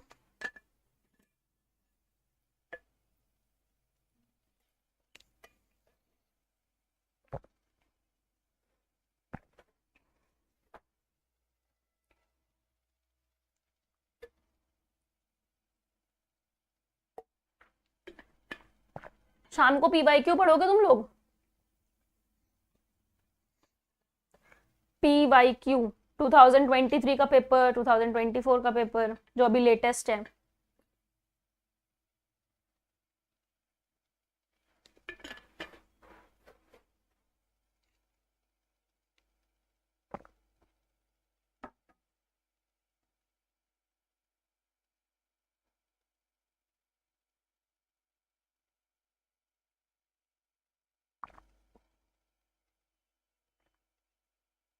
चलो नेक्स्ट देखो, तो ब्लड में क्या होता है? 55% ब्लड में होता है प्लाज्मा। अब प्लाज्मा में ना अलग अलग तरह के प्रोटीन होते हैं, जैसे कि ग्लोब्यूलिन प्रेजेंट होता है, फाइब्रिनोजेन प्रेजेंट होता है, ठीक है, एल्ब्यूमिन प्रेजेंट होता है।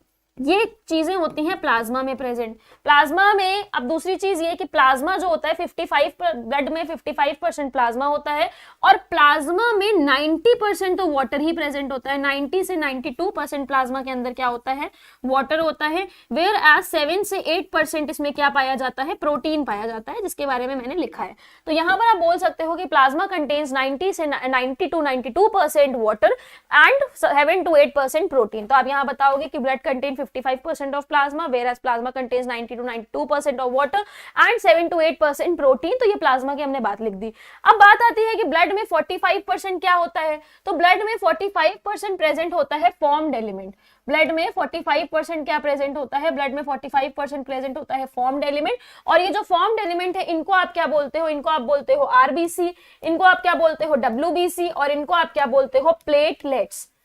ये फॉर्म्ड एलिमेंट को क्या कहलाते हैं, आरबीसी, डब्ल्यूबीसी, प्लेटलेट्स। अब बात आती है जो आरबीसी है उनको और क्या बोल सकते हो, तो आरबीसी को बोल सकते हो इराइथ्रोसाइट। कितने होते हैं ये, 5 से 5.5 मिलियन होते हैं। डब्ल्यूबीसी को क्या बोल सकते हो, डब्ल्यूबीसी को बोल सकते हो ल्यूकोसाइट, ल्यूकोसाइट बोल सकते हो। दूसरी चीज ये कितने होते हैं, 6000 से 8000। और प्लेटलेट्स को क्या बोल सकते हो, प्लेटलेट्स को आप बोल सकते हो थ्रोम्बोसाइट, और ये कितने होते हैं आपके 2 लाख से 4 लाख तक, 2 to 3 लाख तक। ये क्या हो गए आपके थ्रोम्बोसाइट्स। तो ये इनका फंक्शन आप पढ़ लेते हैं, यानी कि सबका फंक्शन क्या है। ब्लड में 55% प्लाज्मा है विच कंटेन्स 90 से 92% ऑफ प्रोटीन हो सकता है। दूसरी चीज यहाँ पर क्या है, दूसरी चीज की फॉर्म्ड एलिमेंट में आरबीसी, डब्ल्यूबीसी, प्लेटलेट हो सकता है। तीसरी चीज ये होता है कि आरबीसी को इरेथ्रोसाइट बोलते हैं, डब्ल्यूबीसी को ल्यूकोसाइट बोलते हैं, प्लेटलेट्स को थ्रोम्बोसाइट बोलते हैं। Now what are the functions of RBC, WBC and platelets. RBC का फंक्शन है कि ऑक्सीजन को, आरबीसी में एक फैक्टर, आरबीसी में पिगमेंट प्रेजेंट होता है या एक सब्सटेंस प्रेजेंट होता है which is called as haemoglobin.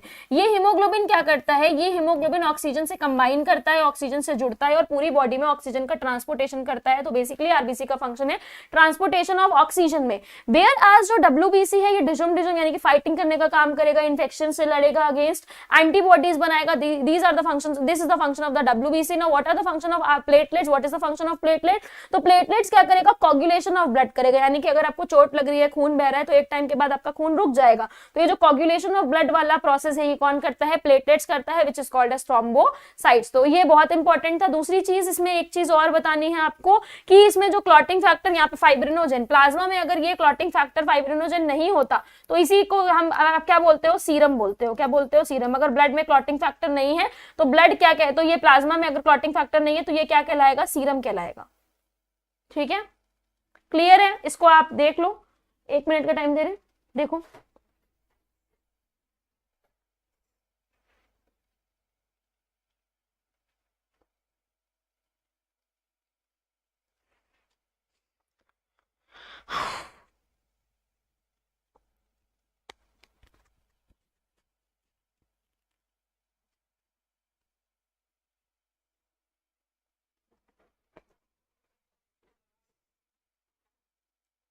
It's okay, welcome Saksham.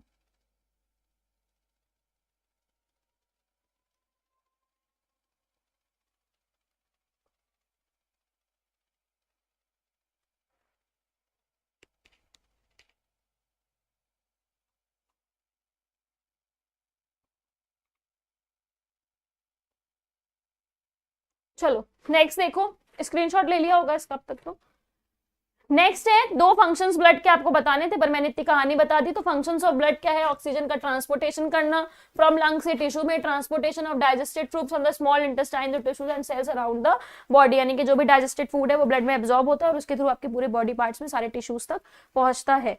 तो इसी के साथ हमारे कंप्लीट होते हैं 70 क्वेश्चन। एक क्वेश्चन शायद और बचा होगा, 31 ये हमने कर लिया था। ठीक है, तो इसी के साथ हमारे सारे 70 क्वेश्चंस खत्म होते हैं, 2 मार्क्स 3 मार्क्स जितने भी थे। अब हमको क्या करना है, अब आपको मैं बता देती हूँ क्या चीजें करनी है। अगर आप लोग पढ़ना चाहोगे तो ही वो क्लासेस आएंगी जिसमें हम लोग पीवाईक्यू करेंगे।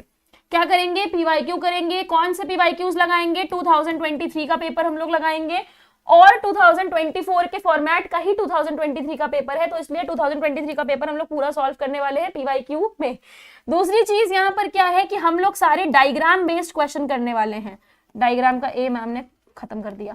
तो हम लोग सारे क्या करने वाले हैं, डायग्राम बेस्ड क्वेश्चन करने वाले हैं। इस डायग्राम बेस्ड क्वेश्चन में जो नेफ्रॉन का स्ट्रक्चर है, न्यूरॉन का स्ट्रक्चर है, उस डायग्राम से जितने भी क्वेश्चंस बन सकते हैं वो सारे आपके हो जाएंगे। और ये सारे क्वेश्चंस कहीं बाहर से नहीं उठाए गए हैं, आपकी किताब से उठाए गए हैं, ताकि आपको सारी चीजें जो भी आप पढ़ रहे हो समझ नहीं आ रहा तो क्लास में आओगे सारी चीज क्लियर हो जाएगी। तो जरूर इस सेशन को ज्वाइन करना, डायग्राम बेस्ड क्वेश्चन वाला भी, पीवाईक्यूज वाला भी। पीवाईक्यूज वाला अगर नहीं करोगे तो आप आपको फॉर्मेट नहीं पता चलेगा कि किस तरह से पेपर करना है। दूसरी चीज एक बहुत बहुत इंपॉर्टेंट जो आप लोग की डिमांड पे लाई गई है, जो आप लोग ने कहा और कल ही उसकी प्रिपरेशन तुरंत चालू कर दी गई।